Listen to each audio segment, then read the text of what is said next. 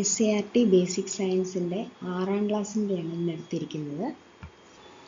Part 1-ൽ 4 ചാപ്റ്റേഴ്സാണുള്ളത്. ആഹാരത്തിലൂടെ ആരോഗ്യം, കാന്തിക ലോകത്തെ അത്ഭുതം, നിവർന്നു നിൽക്കാം, പൂക്കാം, കായ്ക്കാം, പദാർത്ഥങ്ങളുടെ കൂട്ടായ്മ, ഇങ്ങനെ 5 ചാപ്റ്ററുകളാണുള്ളത്. ആഹാരത്തിലൂടെ ആരോഗ്യം എന്ന ചാപ്റ്റർ നോക്കാം. ഇതിലൊരു ടേബിൾ കൊടുത്തിട്ടുണ്ട്. നമ്മൾ കഴിക്കുന്ന ഭക്ഷണ പദാർത്ഥങ്ങളിൽ അടങ്ങിയിട്ടുള്ള പോഷക ഘടകങ്ങളാണ് കാർബോഹൈഡ്രേറ്റുകൾ, പ്രോട്ടീനുകൾ, കൊഴുപ്പുകൾ, വിറ്റാമിനുകൾ, ധാതുക്കൾ തുടങ്ങിയവ. ജലം ഒരു പോഷക ഘടകമല്ലെങ്കിലും ശാരീരിക പ്രവർത്തനങ്ങൾക്ക് ആവശ്യമായ പ്രധാനപ്പെട്ട ഒരു പദാർത്ഥമാണ്. ഭക്ഷ്യവസ്തുക്കളിൽ കാണുന്ന നാരുകളും ശാരീരിക പ്രവർത്തനങ്ങൾക്ക് ആവശ്യമാണെന്ന് ഓർക്കുക. കാർബോഹൈഡ്രേറ്റ്, പ്രോട്ടീൻ, ഫാറ്റ്, വിറ്റാമിൻ, ധാതുക്കൾ, ജലം, ഫൈബർ ഇതൊക്കെ നമ്മൾ കഴിക്കുന്ന ഭക്ഷണത്തിൽ അടങ്ങിയിട്ടുള്ളതാണ്. ആദ്യം കാർബോഹൈഡ്രേറ്റിനെ പറ്റിയാണ് പറയുന്നത്. ശരീരത്തിന് ആവശ്യമായ ഊർജ്ജം പ്രധാനമായും ലഭിക്കുന്നത് കാർബോഹൈഡ്രേറ്റിൽ നിന്നാണെന്നാണ് പറയുന്നത്. ഊർജ്ജത്തിൻ്റെ പ്രധാന സോഴ്സ് കാർബോഹൈഡ്രേറ്റ് ആണ്. ഏതൊക്കെയാണ് കാർബോഹൈഡ്രേറ്റ്? അന്നജം, പഞ്ചസാര, ഗ്ലൂക്കോസ്, സെല്ലുലോസ്, നാരുകൾ എന്നിവ വിവിധ രൂപത്തിലുള്ള കാർബോഹൈഡ്രേറ്റ് ആണ്. അപ്പം ഓർക്കുക, അന്നജം, പഞ്ചസാര, ഗ്ലൂക്കോസ്, സെല്ലുലോസ് മാത്രമല്ല നാരുകളും കാർബോഹൈഡ്രേറ്റ് ആണെന്ന് ഓർത്തിരിക്കുക. ഇനി ധാന്യങ്ങൾ, കിഴങ്ങ് വർഗ്ഗങ്ങൾ എന്നിവയിൽ കൂടുതൽ അടങ്ങിയിരിക്കുന്നത് അന്നജമാണ്. അന്നജം കൂടുതൽ ധാന്യങ്ങളിലും കിഴങ്ങ് വർഗ്ഗങ്ങളിലും കൂടുതലും അന്നജമാണെന്നുള്ളതും ഓർത്തിരിക്കുക. ഇനി അയഡിൻ ടെസ്റ്റ് പറഞ്ഞിട്ടുണ്ട്. അയഡിൻ ടെസ്റ്റ് എന്തിനാണ് ചെയ്യുന്നത്? അന്നജത്തിൻ്റെ അളവ് അറിയാൻ വേണ്ടിയിട്ടാണ് അയഡിൻ ടെസ്റ്റ് ചെയ്യുന്നത്. ഇതിൽ ഉരുളക്കിഴങ്ങിൻ്റെ അയഡിൻ ലായനി ചേർത്തപ്പോൾ അന്നജം അയഡിനുമായി ചേർന്ന് ഇരുണ്ട നീല നിറം ഉണ്ടാകുന്നു. അപ്പോൾ അന്നജത്തിൻ്റെ പ്രസൻസ് ഉണ്ടെങ്കിൽ നീല നിറം ഉണ്ടാകും, ഇല്ലെങ്കിൽ കളറിന് മാറ്റം ഉണ്ടാവില്ല എന്നതാണ് അർത്ഥം.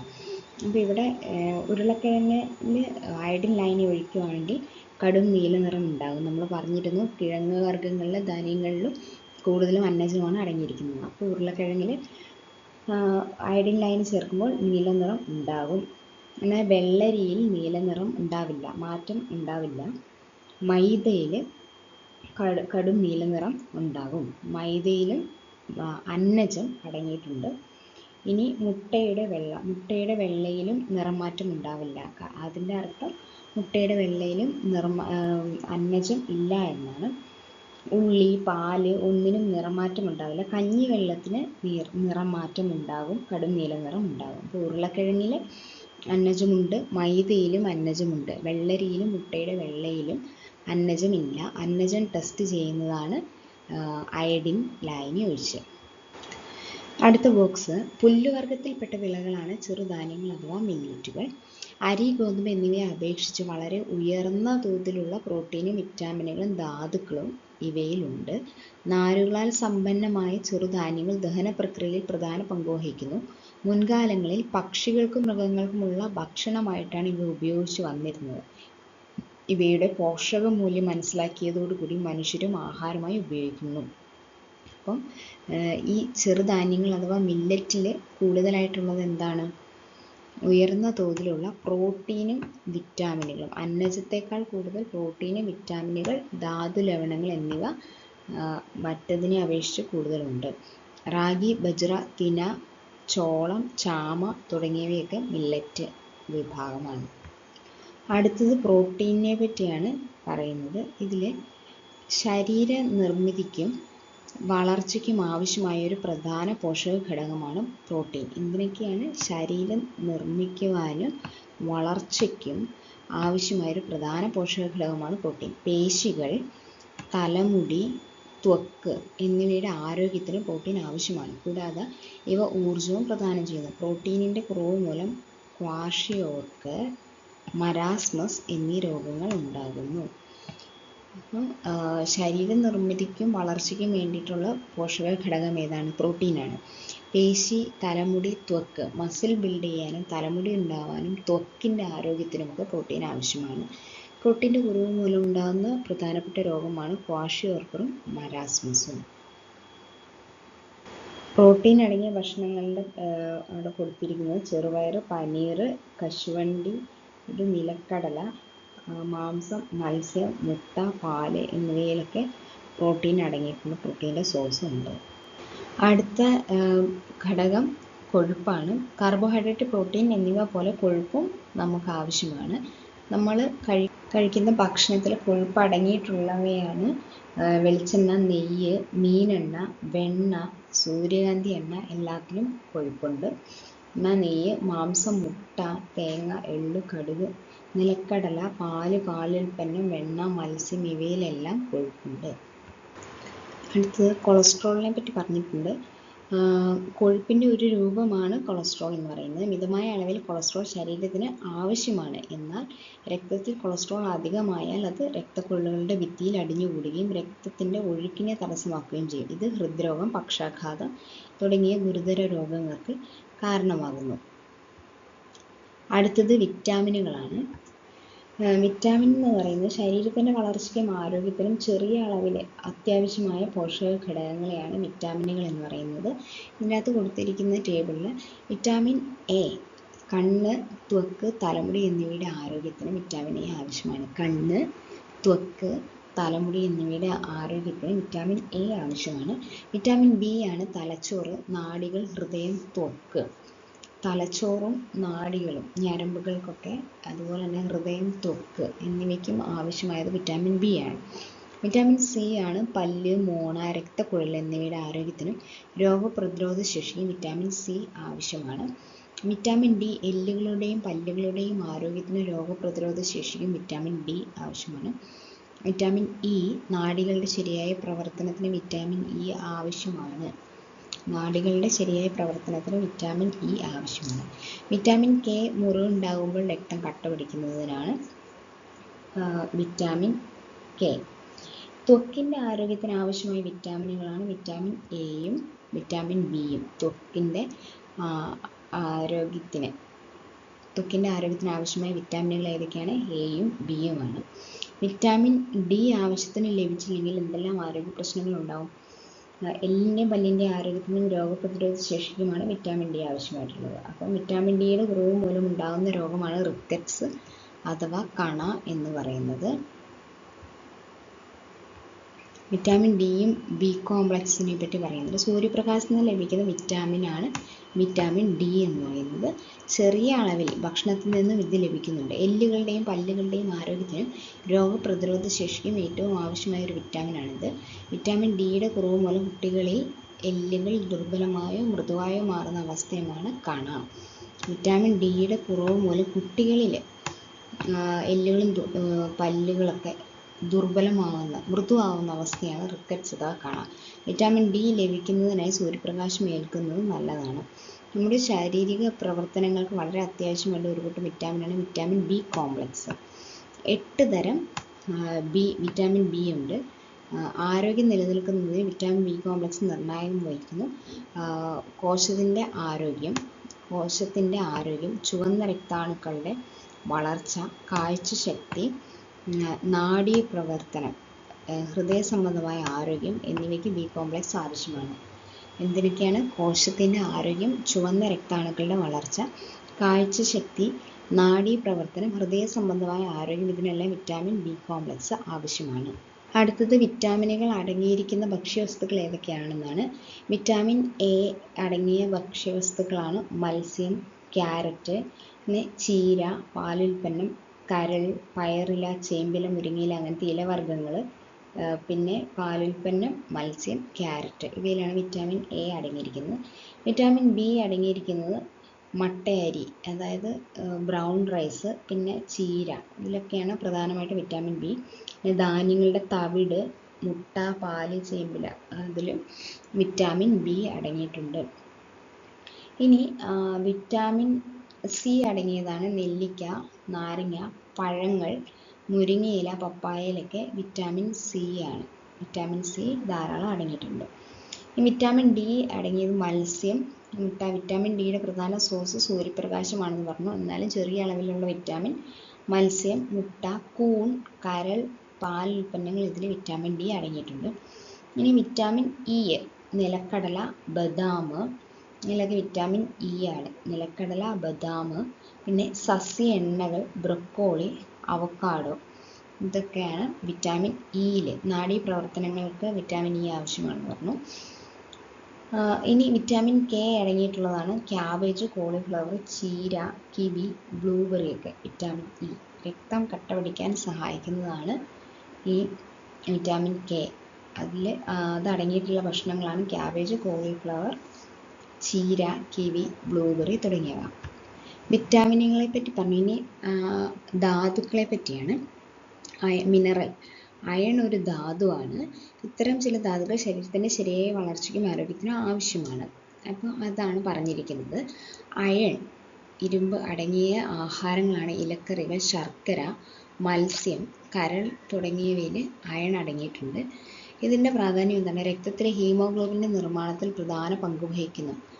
ഈ ഇലക്കറികളും ശർക്കര, മത്സ്യം, കരൾ തുടങ്ങിയവ കഴിക്കുമ്പോഴാണ് രക്തത്തിലെ ഹീമോഗ്ലോബിൻ നിർമ്മാണത്തിന് പ്രധാന പങ്ക് വഹിക്കുന്നവയാണ്.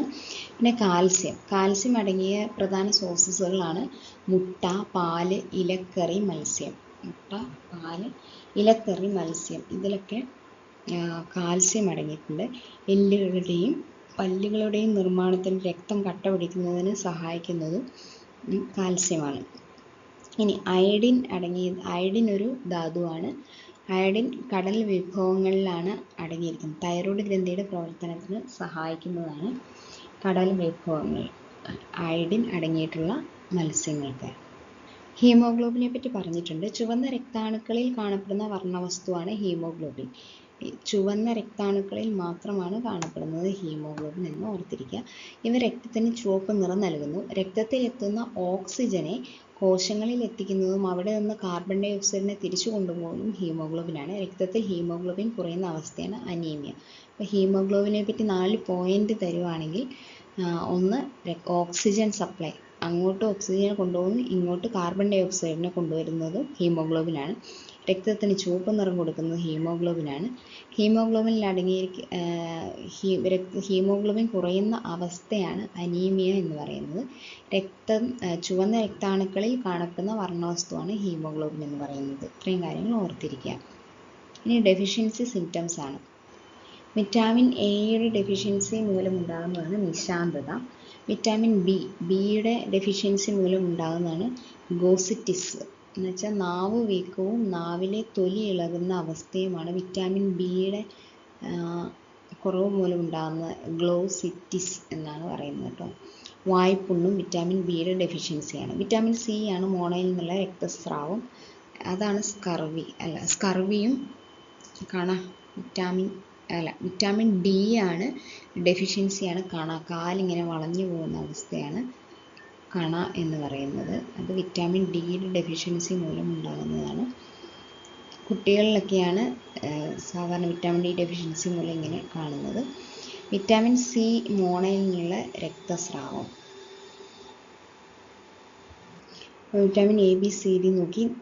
നിശാന്തത, ഗ്ലോസിറ്റസ്, വായ്പുണ്ണ്, മോണയിൽ നിന്നുള്ള രക്തസ്രാവം, സ്കർവി, പിന്നെ വിറ്റാമിൻ ഡി കാണാം. ഇത്രയും നോക്കി. ഇനി ഇരുട്ടിലും മങ്ങിയ വെളിച്ചത്തിലും അനുഭവപ്പെടുന്ന കാഴ്ചക്കുറവിനെയാണ് നിശാന്തത എന്ന് പറയുന്നത്. ഇരുട്ടിലും മങ്ങിയ വെളിച്ചത്തിലും ചെറിയ കാഴ്ച വേണം, ആ കാഴ്ചക്കുറവിനെയാണ് നിശാന്തത എന്ന് പറയുന്നത്. നിശാന്തതയുള്ള വ്യക്തികൾക്ക് പകലും രാത്രിയിൽ നല്ല വെളിച്ചത്തിലും കാഴ്ചയ്ക്ക് യാതൊരു തകരാറും ഉണ്ടായിരിക്കില്ല. രാത്രിയിൽ നല്ല വെളിച്ചമുണ്ടെങ്കിലും പകൽ നല്ല വെളിച്ചമുണ്ടെങ്കിലും കണ്ണിന് കാഴ്ചക്കുറവൊന്നും ഉണ്ടാവില്ല. പക്ഷേ ഇരുട്ടിലും മങ്ങിയ വെളിച്ചത്തിലും കണ്ണ് കാണില്ല എന്നുള്ളതാണ് നിശാന്തത. അടുത്ത ധാതുക്കളുടെ അപര്യാപ്ത രോഗങ്ങളാണ്. അയൺ ഡെഫിഷ്യൻസി മൂലമുണ്ടാകുന്നതാണ് അനീമിയ, വിളർച്ച. അയഡിൻ്റെ അഭാവം മൂലം ഗോയിറ്റർ ഉണ്ടാകുന്നു. കാൽസ്യത്തിൻ്റെ അഭാവം മൂലമുണ്ടാകുന്നതാണ് ഓസ്റ്റിയോപൊറോസിസ് എന്ന് പറയുന്നത്. ഓസ്റ്റിയോപൊറോസിസ് ഉണ്ടോ? കാൽസ്യത്തിൻ്റെ അഭാവം മൂലം ഉണ്ടാകുന്നതാണ് ഓസ്റ്റിയോപൊറോസിസ് എന്ന് പറഞ്ഞു. അസ്ഥികളിലെ ധാതുക്കളുടെ സാന്ദ്രത കുറയുന്നത് മൂലം എല്ലുകളുടെ കട്ടി കുറഞ്ഞ് ദുർബലമാകുന്ന അവസ്ഥയാണ് ഓസ്റ്റിയോപൊറോസിസ് അഥവാ അസ്ഥിക്ഷയം എന്ന് പറയുന്നത്. ധാതുക്കളുടെ സാന്ദ്രത കുറയുന്നത് മൂലം എല്ലുകളുടെ കട്ടി കുറയുന്നതാണ്. എല്ലുകളുടെ ബലക്ഷയം, പൊട്ടൽ എന്നിവയ്ക്ക് ഇത് കാരണമാകുന്നു.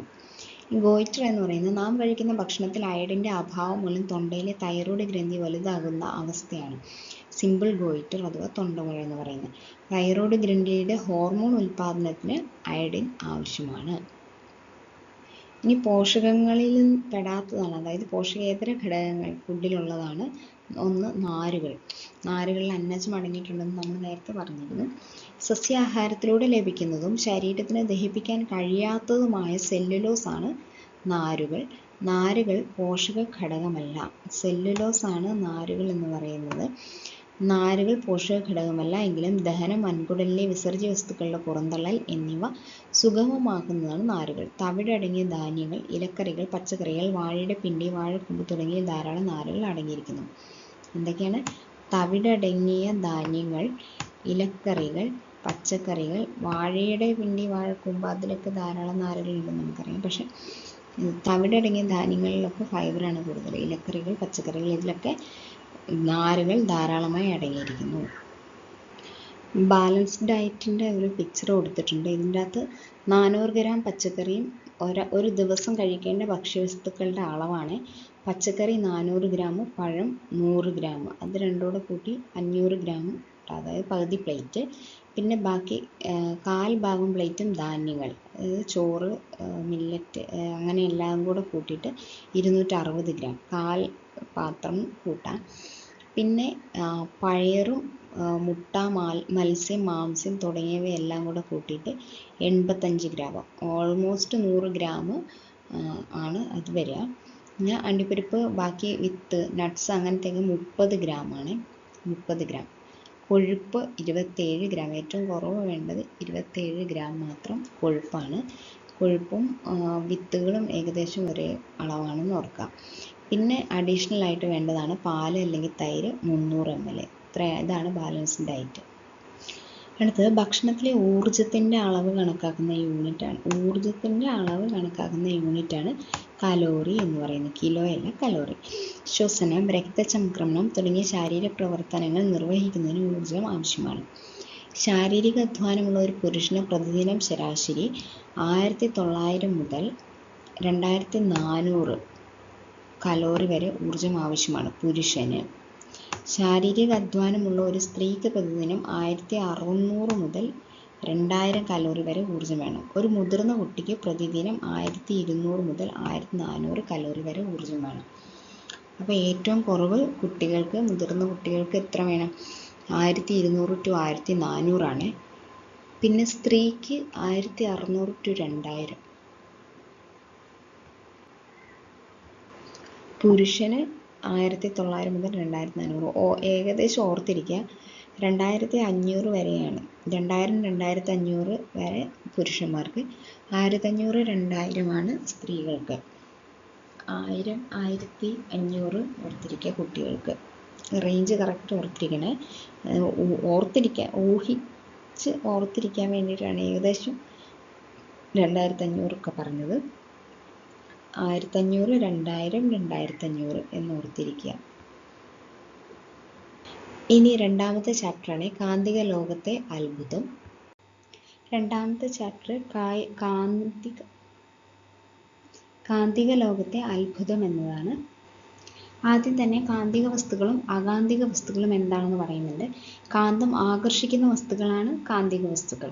ഇരുമ്പ്, നിക്കൽ, കൊബാൾട്ട് തുടങ്ങിയവ കാന്തിക വസ്തുക്കളാണെന്ന് പറയുന്നുണ്ട്. കാന്തത്തെ ആകർഷിക്കാത്ത വസ്തുക്കളാണ് അകാന്തിക വസ്തുക്കൾ. പേപ്പർ, പ്ലാസ്റ്റിക്, സ്വർണം ആകർഷിക്കത്തില്ല എന്ന് ഓർത്തിരിക്കുക. മരം, ഇവ അകാന്തിക വസ്തുക്കളാണ്. അടുത്ത പോയിന്റ് കാന്തിക ധ്രുവങ്ങളാണ്. സാധാരണ ഈ കാന്തത്തിൻ്റെ ആകർഷണ ബലം കൂടുതലുള്ളത് അതിൻ്റെ അഗ്രങ്ങളിലാണ്. ആകർഷണ ശക്തി കൂടിയ ഈ അഗ്രഭാഗങ്ങളാണ് കാന്തിക ധ്രുവങ്ങൾ എന്ന് പറയുന്നത്. എല്ലാ കാന്തത്തിനും 2 ധ്രുവങ്ങളുണ്ട് എന്നും ഓർത്തിരിക്കുക. കാന്തിക ധ്രുവം എന്താണെന്ന് പറഞ്ഞു, കൂടുതൽ കാന്തശക്തി ഉള്ളതാണ്. ഇനി കാന്തശക്തി ഉള്ള ഭാഗത്തെയാണ് കാന്തിക ധ്രുവം എന്ന് പറയുന്നത്. ധ്രുവഭാഗത്താണ് കാന്തിക ശക്തി ഉള്ളത്. അങ്ങനെയാണെങ്കിൽ കാന്തം പ്രയോഗിക്കുന്ന ബലത്തെയാണ് കാന്തിക ബലം എന്ന് പറയുന്നത്. കാന്തത്തിന് ചുറ്റും കാന്തിക ബലം അനുഭവപ്പെടുന്ന ആ പ്രദേശത്തെയാണ് കാന്തിക മണ്ഡലം എന്ന് പറയുന്നത്. കാന്തിക മണ്ഡലം എന്ന് പറയുന്ന ഒരു പ്രദേശമാണ് കാന്തിക ബലം അനുഭവപ്പെടുന്ന പ്രദേശം. അത് കാന്തിക മണ്ഡലം. കാന്തം പ്രയോഗിക്കുന്ന ബലത്തെയാണ് കാന്തിക ബലം എന്ന് പറയുന്നത്. അടുത്ത കാന്തം എങ്ങനെയാണ് നിർമ്മിച്ചിരിക്കുന്നതാണ്. കാന്തിക വസ്തുക്കൾ ഉപയോഗിച്ചാണ് കാന്തം നിർമ്മിച്ചിരിക്കുന്നത്. നിക്കോ എന്ന ലോഹസങ്കരമാണ്. അലൂമിനിയം, നിക്കൽ, കൊബാൾട്ട്, ഇരുമ്പ്. നിക്കോ, അതിൽ അലൂമിനിയം, നിക്കൽ, കൊബാൾട്ട് കൂടെ ഇരുമ്പ് എന്നിവയുടെ സങ്കരമാണ് കാന്തം ഉണ്ടാക്കുന്നതിന് ഉപയോഗിക്കുന്നത്. മറ്റു പല വസ്തുക്കളും കാന്ത നിർമ്മാണത്തിനായി ഉപയോഗിക്കുന്നു. സമേരിയം, കൊബാൾട്ട്, ഫെറൈറ്റ്, റബ്ബർ, നിയോഡീമിയം എന്നിവ കൊണ്ടുണ്ടാക്കിയ വിവിധ തരം കാന്തങ്ങൾ നിലവിലുണ്ട്. ഇവയിൽ നിയോഡീമിയം കാന്തങ്ങൾ കൂടുതൽ ശക്തിയുള്ളവയാണ്. കൂടുതൽ ശക്തിയുള്ള കാന്തം ഏതാണ്? നിയോഡീമിയമാണ്. പുതിയതെന്ന് ഓർത്തിരിക്കുക, നിയോഡീമിയം. പിന്നെ ഫെറൈറ്റ്, റബ്ബർ, കൊബാൾട്ട്, സമേരിയം ഇതൊക്കെ കാന്തങ്ങൾക്ക് ഉദാഹരണമാണെന്ന് ഓർത്തിരിക്കുക. ഏതൊക്കെയാണ്? സമേരിയം, കൊബാൾട്ട്, ഫെറൈറ്റ്, റബ്ബർ, നിയോഡീമിയം എന്നിവ കൊണ്ടുണ്ടാക്കിയ കാന്തങ്ങളുമുണ്ട്. ഇനി കാന്തിക ധ്രുവത്തെ പറ്റി പറയുന്നുണ്ട്. ഭൂമിയുടെ വടക്ക് ദിശയിലേക്ക്, അതായത് മുകൾ ഭാഗത്തേക്ക് നിൽക്കുന്ന അഗ്രത്തെ കാന്തത്തിൻ്റെ ഉത്തരധ്രുവം, നോർത്ത് പോൾ എന്നും ഭൂമിയുടെ തെക്ക് ദിശയിലേക്ക് നിൽക്കുന്ന അഗ്രത്തെ കാന്തത്തിൻ്റെ ദക്ഷിണ ധ്രുവം എന്നും പറയുന്നു. ഇവയെ NS, നോർത്ത് സൗത്ത് എന്നീ അക്ഷരങ്ങൾ കൊണ്ടാണ് സൂചിപ്പിക്കുന്നത്. ബാർ കാന്തത്തിൻ്റെ ഉത്തരധ്രുവത്തെ സൂചിപ്പിക്കാൻ പ്രത്യേക അടയാളം കൊടുക്കാറുണ്ട്. സാധാരണയായി ഒരു വെള്ള സ്പോട്ടാണ് ഉത്തരധ്രുവത്തിന് അടയാളമായി കൊടുക്കാറുള്ളത്. ഇനി ഒരു കാന്തം മുറിഞ്ഞ് 2 കഷ്ണങ്ങളായാൽ എന്ത് സംഭവിക്കും? 2 കഷ്ണങ്ങളും ഓരോ ചെറു കാന്തങ്ങളായി തീരും. രണ്ടിനും നോർത്ത് സൗത്ത് പോള് സെപ്പറേറ്റ് ഉണ്ടാവും. അടുത്തത് ഭൂകാന്തമാണ്. ഭൂമി ഒരു കാന്തമാണെന്ന് ഓർത്തിരിക്കുക. ഈ ഭൂകാന്തത്തിന് ഒരു കാന്തിക മണ്ഡലമുണ്ട്. കാന്തിക മണ്ഡലം എന്താണെന്ന് പറഞ്ഞാലോ? കാന്തിക ബലം അനുഭവപ്പെടുന്ന പ്രദേശമാണ് കാന്തിക മണ്ഡലം. ഭൂമിക്കും ഒരു കാന്തിക മണ്ഡലമുണ്ട്. ഭൂകാന്ത ധ്രുവങ്ങൾ തെക്ക് വടക്ക് ദിശയിലാണ്. ഭൂകാന്ത ധ്രുവങ്ങൾ ഏത് ദിശയിലാണ്? ഭൂകാന്ത ധ്രുവങ്ങൾ തെക്ക് വടക്ക് ദിശയിലാണ്. അപ്പോൾ തെക്ക് വടക്കെന്ന് പറയുന്നത് മുകളിൽ താഴേക്കുമാണ്. അപ്പോൾ ഭൂമിയുടെ ദക്ഷിണ ധ്രുവം ഭൂകാന്തത്തിൻ്റെ ഉത്തരധ്രുവമാണ്. ഭൂമിയുടെ ദക്ഷിണ ധ്രുവം എന്ന് പറയുന്നത് ഭൂമിയുടെ താഴെ ഭാഗം.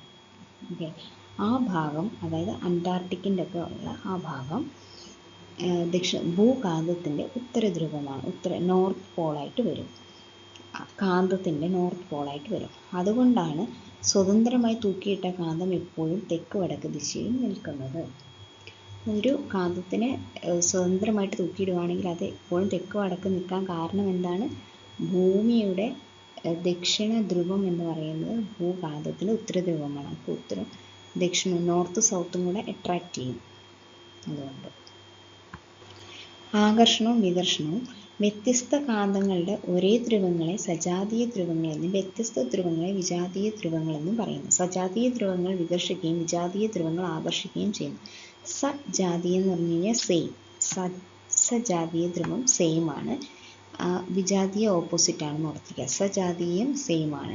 അപ്പോൾ സെയിം ആയിട്ടുള്ളത് എന്താണ്? വികർഷിക്കുകയാണ്, റിപ്പൽ ചെയ്യുകയാണ് ചെയ്യുക. വിജാതീയ ധ്രുവങ്ങളാണ് ആകർഷിക്കുന്നത്. അപ്പോൾ ഏതെങ്കിലും ഒന്ന് ഓർത്തിരിക്കുക. സജാതീയ ധ്രുവങ്ങൾ എന്ന് പറഞ്ഞാൽ സെയിം ധ്രുവങ്ങളാണ്. സെയിം ധ്രുവങ്ങൾ റിപ്പൽ ചെയ്യുകയാണ് ചെയ്യുക, വികർഷിക്കുകയാണ് ചെയ്യുക എന്ന് ഓർത്തിരിക്കുക. നോക്കിയോ, ഒരു കാന്തിക മണ്ഡലത്തിൽ ഇരിക്കുമ്പോൾ കാന്തിക വസ്തുക്കൾക്ക് കാന്തിക സ്വഭാവം ഉണ്ടാകുന്നു. കാന്തിക മണ്ഡലം നീക്കം ചെയ്യുമ്പോൾ ഇവിടെ കാന്തിക ശക്തി നഷ്ടപ്പെടും. അങ്ങനത്തെ കാന്തിക മണ്ഡലം നീക്കം ചെയ്യുമ്പോൾ കാന്തശക്തി പോവുകയാണെങ്കിൽ അങ്ങനത്തെ ഉള്ള വസ്തുക്കളെയാണ് താൽക്കാലിക കാന്തങ്ങൾ ആയാണ് പ്രവർത്തിക്കുക. എന്നാൽ സ്ഥിരമായ കാന്തം, പ്രകൃതിദത്തമായിട്ട് സ്ഥിരമായിട്ടുള്ള കാന്തമാണ് ലോഡ് സ്റ്റോൺ എന്ന് പറയുന്നത്. പിന്നെ നമ്മൾ മുന്നേ പഠിച്ച കാന്തങ്ങൾക്ക്, സ്ഥിരകാന്തങ്ങൾക്ക്, പ്രകൃതിദത്തമായ സ്ഥിരകാന്തങ്ങൾക്ക് ഉദാഹരണമാണ്. എന്താണ് വൈദ്യുത കാന്തം എന്ന് നോക്കാം. ചെമ്പ് കമ്പിയിലൂടെ വൈദ്യുതി കടന്നു പോകുമ്പോൾ അതിനു ചുറ്റും ഒരു കാന്തിക മണ്ഡലം രൂപപ്പെടുകയും ആണി കാന്തമായി മാറുകയും ചെയ്യുന്നു. ഇങ്ങനെ ചെമ്പ് കമ്പിയിലൂടെ വൈദ്യുതി കടന്നു പോകുമ്പോൾ അതിനു ചുറ്റും ഒരു കാന്തിക മണ്ഡലം രൂപപ്പെടുന്നു. വൈദ്യുതി കടന്നു പോകുമ്പോൾ എന്താണ് രൂപപ്പെടുന്നത്? കാന്തിക മണ്ഡലമാണ് കേട്ടോ. അത് രൂപപ്പെടുകയും ആണി കാന്തമായി മാറുകയും ചെയ്യും. ഇതാണ് വൈദ്യുത കാന്തം. ഇതിൻ്റെ കാന്തിക ശക്തി താൽക്കാലികമാണ്. വൈദ്യുത പ്രവാഹം വിച്ഛേദിച്ചാൽ വൈദ്യുത കാന്തത്തിൻ്റെ കാന്തിക ശക്തി നഷ്ടപ്പെടുന്നു. വൈദ്യുത കാന്തം എന്താണെന്ന് പറഞ്ഞു. Electro magnet. ഇതിൽ MRIൻ്റെ ഫുൾ ഫോം എന്താണ്? മാഗ്നറ്റിക് റെസൊണൻസ് ഇമേജിംഗ് എന്നാണ് കേട്ടോ. MRIയിൽ മാഗ്നറ്റാണ് ഉപയോഗിക്കുന്നത്. ക്രെഡിറ്റ് ഡെബിറ്റ് കാർഡുകളിൽ മാഗ്നറ്റിക് സ്ട്രിപ്പ് ഉണ്ട്. അതുപോലെ തന്നെ മാഗ്ലവ് ട്രെയിനിൽ മാഗ്നറ്റ് യൂസ് ചെയ്താണ് പോകുന്നത്. അതുപോലെ ധാരാളം സന്ദർഭങ്ങളിൽ കാന്തശക്തി പ്രയോജനപ്പെടുത്താറുണ്ട്. ഇത്രയാണ് രണ്ടാമത്തെ ചാപ്റ്റർ. ഇനി മൂന്നാമത്തെ ചാപ്റ്റർ നോക്കാം. മൂന്നാമത്തെ ചാപ്റ്റർ നിവർന്നു നിൽക്കാം എന്നുള്ളതാണ്. നോക്കാം. ഇതിലാദ്യം പറയുന്നത് ശരീരത്തിന് ഉറപ്പും ആകൃതിയും ചില ആന്തര അവയവങ്ങൾക്ക് സംരക്ഷണവും നൽകുന്ന അസ്ഥികളുടെ ചട്ടക്കൂടാണ് അസ്ഥികൂടം. അപ്പോൾ അസ്ഥികൂടം എന്തൊക്കെയാണ് ഹെൽപ്പ് ചെയ്യുക? ശരീരത്തിന് ഉറപ്പ് നൽകുന്നു, ശരീരത്തിന് ആകൃതി നൽകുന്നു, ചില ആന്തര അവയവങ്ങൾക്ക് സംരക്ഷണം നൽകുകയും ചെയ്യുന്ന അസ്ഥികളുടെ ചട്ടക്കൂടിനെയാണ് അസ്ഥികൂടം എന്ന് പറയുന്നത്. ഈ പക്ഷികളുടെ അസ്ഥിയിൽ വായു അറകളുണ്ട്. അതിനാൽ മറ്റു ജീവികളെ അപേക്ഷിച്ച് പക്ഷികളുടെ അസ്ഥികൂടത്തിന് ഭാരം കുറവാണ്. ഇത് പക്ഷികൾക്ക് പറക്കുന്നതിന് ഒരു അനുകൂലമാണ്.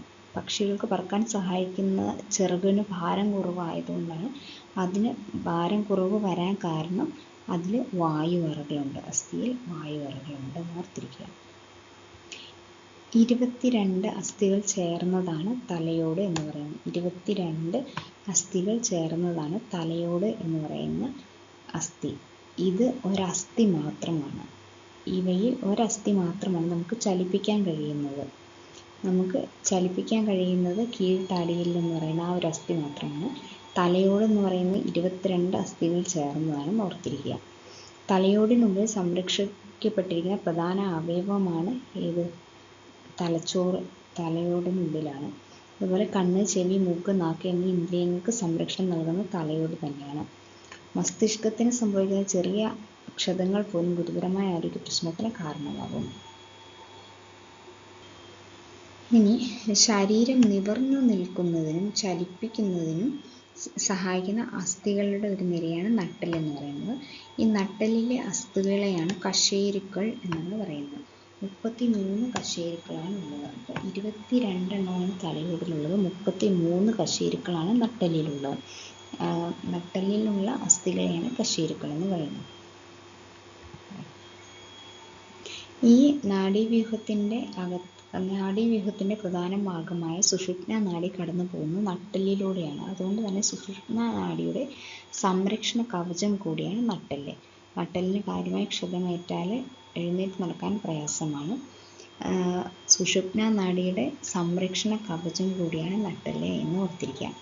ഇനി വാരിയെല്ല്, 12 ജോഡിയാണ് വാരിയെല്ലുള്ളത്. 22 ജോഡി തലയോട്, 33 22 അസ്ഥികൾ തലയോടിൽ, 33 കശേരുക്കൾ നട്ടെല്ലിൽ, 12 ജോഡിയാണ് വാരിയെല്ലുകളുള്ളത്. ഹൃദയം, ശ്വാസകോശം, ചില പ്രധാന രക്തക്കുഴലുകൾ എന്നിവയെ പൊതിഞ്ഞ് സംരക്ഷിക്കുന്നത് വാരിയെല്ലുകളാണ്. വാരിയെല്ലുകൾ പിന്നിൽ നട്ടെല്ലിനോടും മുമ്പിൽ മാറെല്ലിനോടും ബന്ധിപ്പിച്ചിരിക്കുന്നു. ഇനി കൈകാലുകളിലെ അസ്ഥിയാണ്. മനുഷ്യൻ്റെ ഓരോ കൈയിലും 32 അസ്ഥികൾ വീതമുണ്ട്. ഓരോ കൈയിലും 32 അസ്ഥികൾ വീതമാണുള്ളതെന്ന് ഓർത്തിരിക്കുക. 2 കാലിൽ നിൽക്കുവാനുള്ള കഴിവ് മനുഷ്യർക്കുണ്ട്. കൈകളിലെ അസ്ഥികളെ അപേക്ഷിച്ച് കാലിലെ അസ്ഥികൾ കൂടുതൽ ബലമുള്ളതാണ്. മനുഷ്യ ശരീരത്തിൽ ഒരു കാലിന് 31 അസ്ഥികളാണുള്ളത്. ഓർക്കുക, കാലിനാണ് ബലം കൂടുതൽ, പക്ഷെ കാലിലെ അസ്ഥികളുടെ എണ്ണം കുറവാണ്. 31 അസ്ഥികളാണുള്ളത് ഒരു കാലിൽ, എന്നാൽ 32 അസ്ഥികളാണ് ഒരു കയ്യിലുള്ളത്. മനുഷ്യ ശരീരത്തിലെ ഏറ്റവും നീളം കൂടിയ അസ്ഥി തുടയലിലാണ്. ഫീമർ എന്നാണ് പറയുക.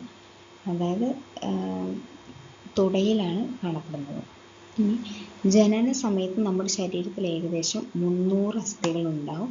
എന്നാൽ പ്രായപൂർത്തിയായവർക്ക് ഇത് പലതും യോജിച്ച് 206 ആകുന്നു. 300-ൽ നിന്ന് 206 ആകുന്നു.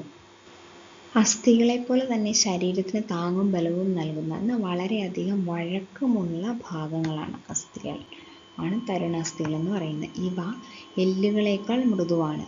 മനുഷ്യ ശരീരത്തിലും മറ്റ് ജന്തുക്കളിലും ഇത് കാണപ്പെടുന്നു. പ്രധാനമായും തരുണാസ്ഥികൾ ചെവി, മൂക്ക്, കൈമുട്ട്, കാൽമുട്ട്, കണങ്കാൽ, ശ്വാസനാളം, കശേരുക്കൾക്കിടയിലെ ഡിസ്കുകൾ എന്നീ ഭാഗങ്ങളിലാണ് തരുണാസ്ഥികൾ കാർട്ടിലേജസ് കാണപ്പെടുന്നത് എവിടെയൊക്കെയാണ്? ചെവി, മൂക്ക്, അത് രണ്ടും തരുണാസ്ഥി നമുക്ക് ഓർക്കാം.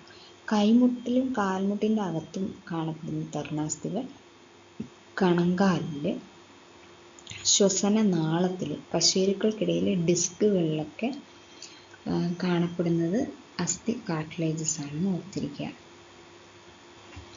രണ്ടോ അതിലധികമോ അസ്ഥികൾ ചേരുന്ന ഭാഗത്തെയാണ് അസ്ഥിസന്ധി. സന്ധിക്കുക എന്ന് പറയുന്നത് കൂടിച്ചേരുക. അസ്ഥികൾ തമ്മിൽ ചേരുന്ന ഭാഗത്തെയാണ് അസ്ഥിസന്ധി എന്ന് പറയുന്നത്. നമ്മുടെ ശരീരത്തിൽ വിവിധ തരം അസ്ഥിസന്ധികളുണ്ട്. അസ്ഥിസന്ധികൾ ചലിപ്പിക്കാൻ കഴിയുന്നവയുമുണ്ട്, ചലിപ്പിക്കാൻ കഴിയാത്തവയുമുണ്ട്. എന്താണ് വിജാഗിരി സന്ധി എന്ന് നോക്കാം. സന്ധി എന്ന് പറയുമ്പോൾ രണ്ട് അസ്ഥികൾ തമ്മിൽ യോജിപ്പിക്കുന്നതാണല്ലോ. അപ്പോൾ എന്താണ് വിജാഗിരി സന്ധി എന്ന് പറഞ്ഞാൽ? കതക്, ജനൽ എന്നിവയുടെയും വിജാഗിരി പോലെ തന്നെ കൈമുട്ടിലെയും കാൽമുട്ടിലെയും അസ്ഥികൾ ഒരു വശത്തേക്ക് മാത്രമേ ചലിപ്പിക്കാൻ സാധിക്കുകയുള്ളൂ. കൈമുട്ടിലും കാൽമുട്ടിലും കാണപ്പെടുന്ന ഇത്തരം സന്ധികളാണ് വിജാഗിരി സന്ധികൾ എന്ന് പറയുന്നത്. ഒരു ഭാഗത്തേക്ക് മാത്രം ചലിപ്പിക്കാൻ കഴിയുന്നവയാണ് വിജാഗിരി സന്ധികൾ കൈമുട്ടിലും കാൽമുട്ടിലും കാണപ്പെടുന്നത്. വിജാഗിരി സന്ധി ഓർത്തിരിക്കാൻ ഈ പടം ഓർത്തിരുന്നാൽ മതി. രണ്ടാമത്തത് ബോൾ ആൻഡ് സോക്കറ്റ് സന്ധി എന്നാണ് പറയുക.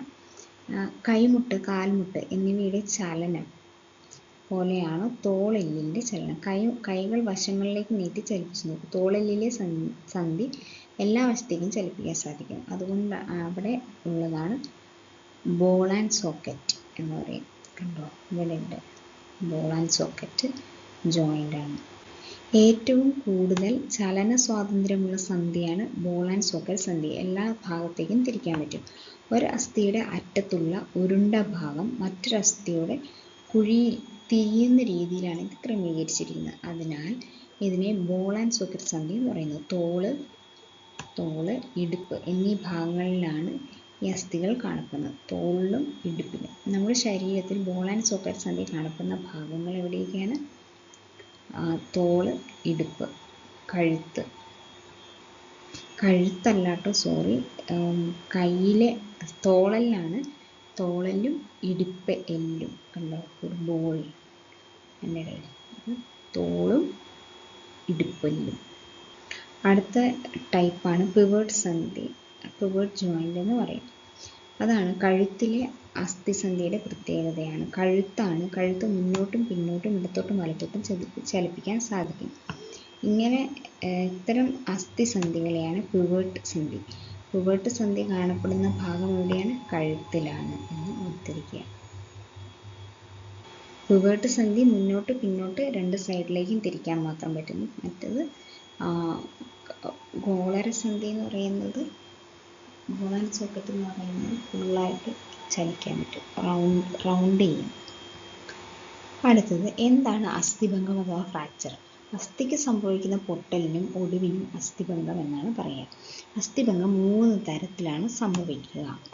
അസ്ഥിക്ക് പൊട്ടലോ ഒടിവോ ഉണ്ടാകുകയോ അസ്ഥികൾക്ക് സ്ഥാനഭ്രംശം സംഭവിക്കുകയോ ചെയ്യുന്ന അസ്ഥിഭംഗമാണ് സിമ്പിൾ ഫ്രാക്ചർ. ലഘുഭംഗം എന്ന് പറയുന്നത് ഒന്നെങ്കിൽ അസ്ഥികൾക്ക് പൊട്ടലോ ഒടിവോ ഉണ്ടാകും, പൊട്ടാം, ഒടിയാം, അസ്ഥികൾക്ക് സ്ഥാനഭ്രംശം സംഭവിക്കാം. ഇത്രയൊക്കെ സംഭവിച്ചാൽ സിമ്പിൾ ഫ്രാക്ചർ എന്നാണ് പറയാം. എന്നാൽ അസ്ഥി പൊട്ടി മാംസപേശികളെ തുളച്ച് പുറത്തേക്ക് വരുന്ന അസ്ഥിഭംഗമാണ് വിഷമഭംഗം, കോമ്പൗണ്ട് ഫ്രാക്ചർ.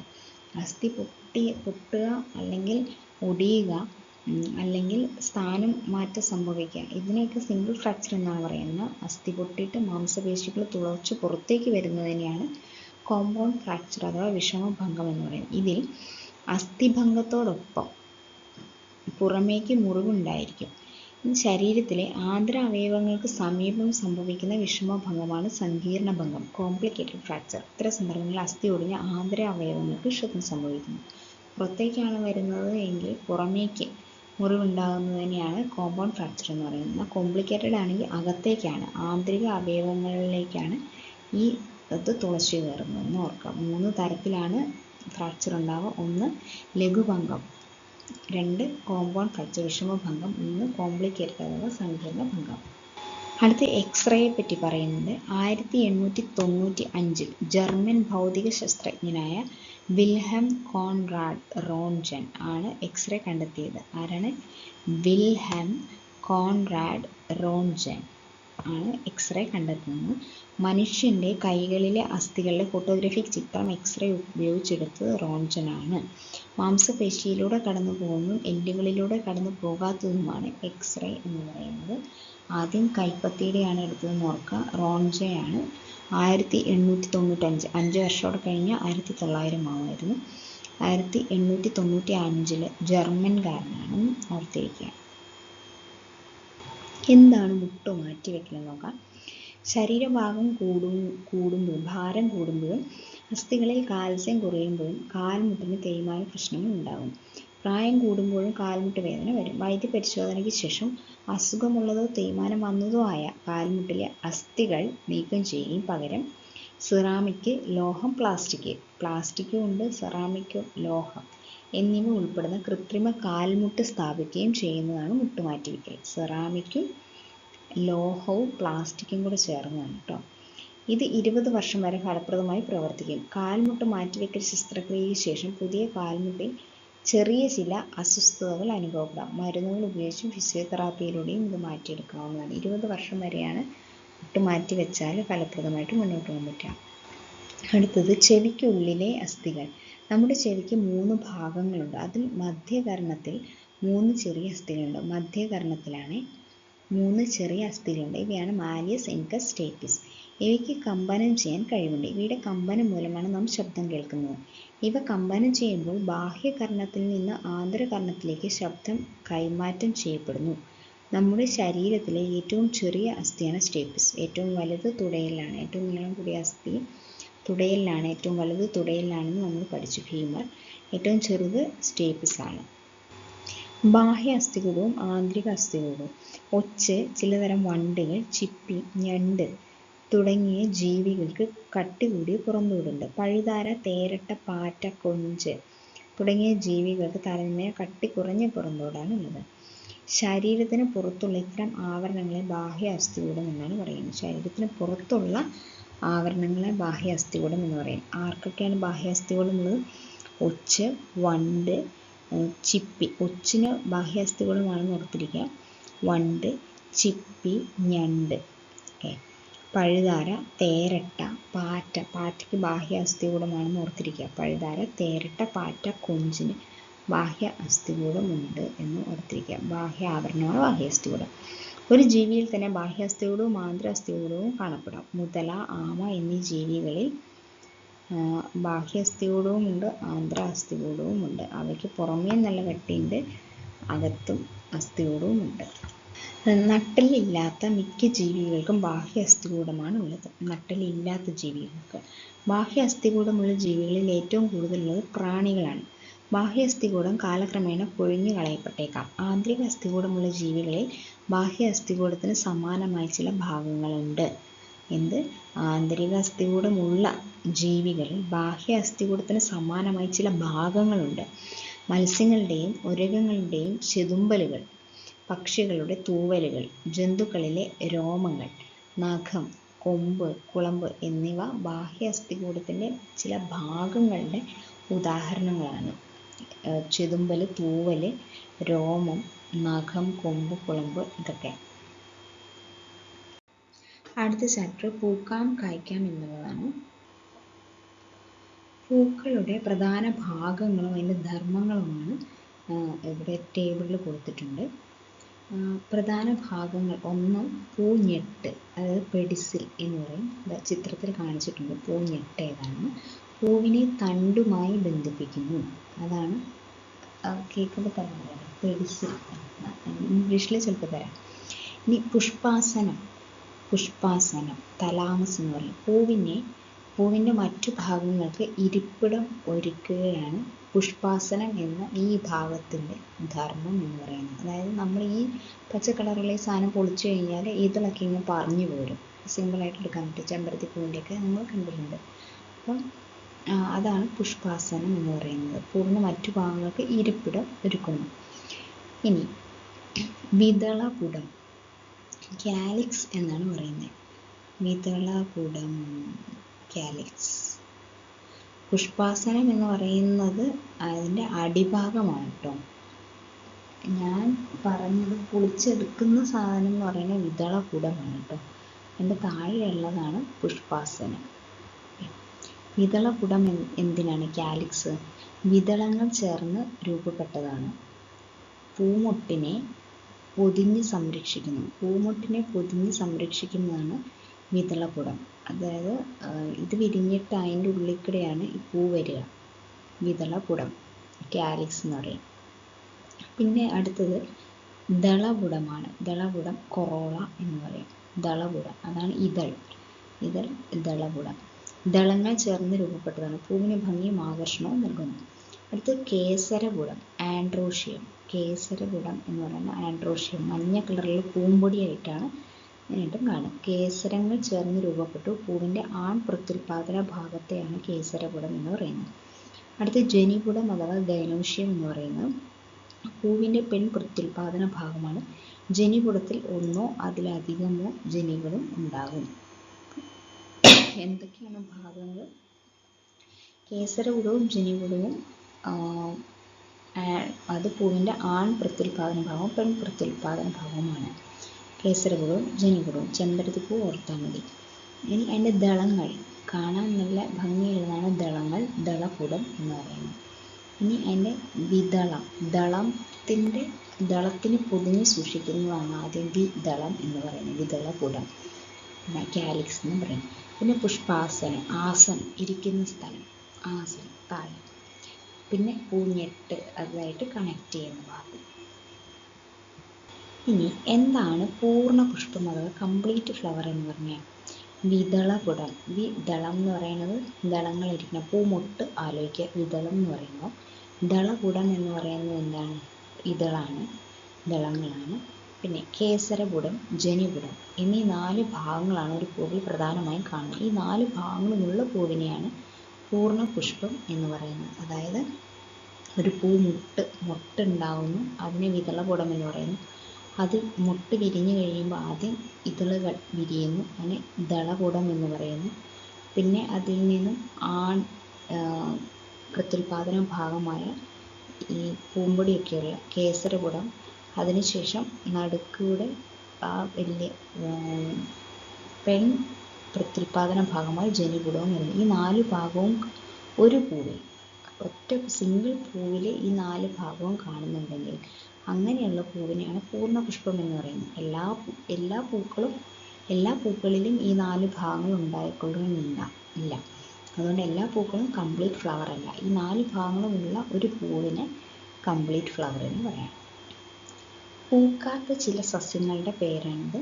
പൈൻ, സൈക്കസ്, പന്നൽ ഈ ചെടികളൊന്നും പൂക്കാറില്ല. അതുപോലെ തന്നെ പായലുകൾ പോലെയുള്ള ചെറു സസ്യങ്ങളും പൂക്കാറില്ല. പൈന്, സൈക്കസ്, പന്നൽ ചെടികൾ.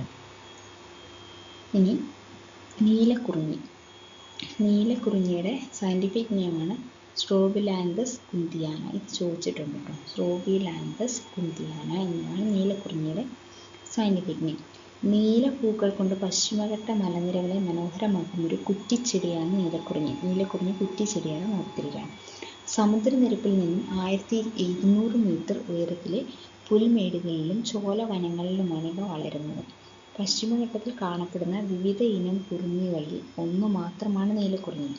ഇവ 12 വർഷത്തിലൊരിക്കൽ കൂട്ടമായി പൂവിടുന്നു. ഓഗസ്റ്റ് മുതൽ ഒക്ടോബർ വരെയാണ് ഇവയുടെ പൂക്കാലം.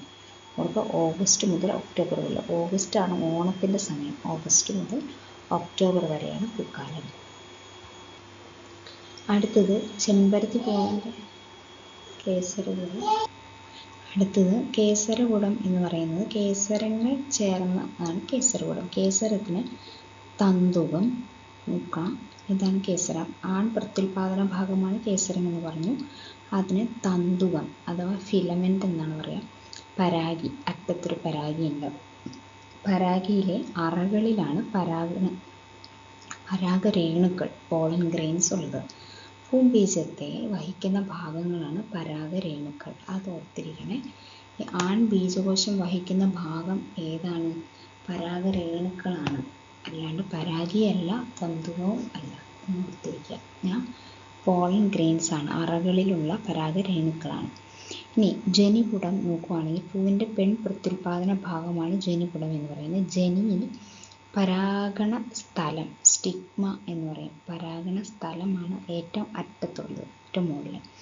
ഇനി ജനിദണ്ഡാണ് സ്റ്റൈൽ എന്ന് പറയുന്നത്, കോല് പോലെയുള്ള. ഇവിടെ തന്തുവമായിരുന്നു, ഇവിടെ ജനിദണ്ഡാണ്. ഇനി അണ്ഡാശയമുണ്ട് അതിൻ്റെ താഴെയായിട്ട്, അണ്ഡാശയം. അതുപോലെ തന്നെ അതിൻ്റെ അകത്താണ് ഒവ്യൂള്. അണ്ഡാശയത്തിനുള്ളിൽ ഒവ്യൂളിനുള്ളിലാണ് അണ്ഡം അഥവാ ബീജകോശം, ബീജകോശം കാണപ്പെടുന്നത്. അപ്പോൾ പരാഗണ സ്ഥലം, ജനിദണ്ഡ്, അണ്ഡാശയം, ഒവ്യൂളിൻ്റെ അകത്ത് പെൺബീജകോശം. ഇവിടെ കേസരം, തന്തുകം, പരാഗി. പരാഗിയുടെ അകത്തെ അറകളിൽ പരാഗരേണുക്കൾ കാണപ്പെടുന്നു. പരാഗരേണുക്കളും അണ്ഡവും ഓർത്തിരിക്കുക. ഇനി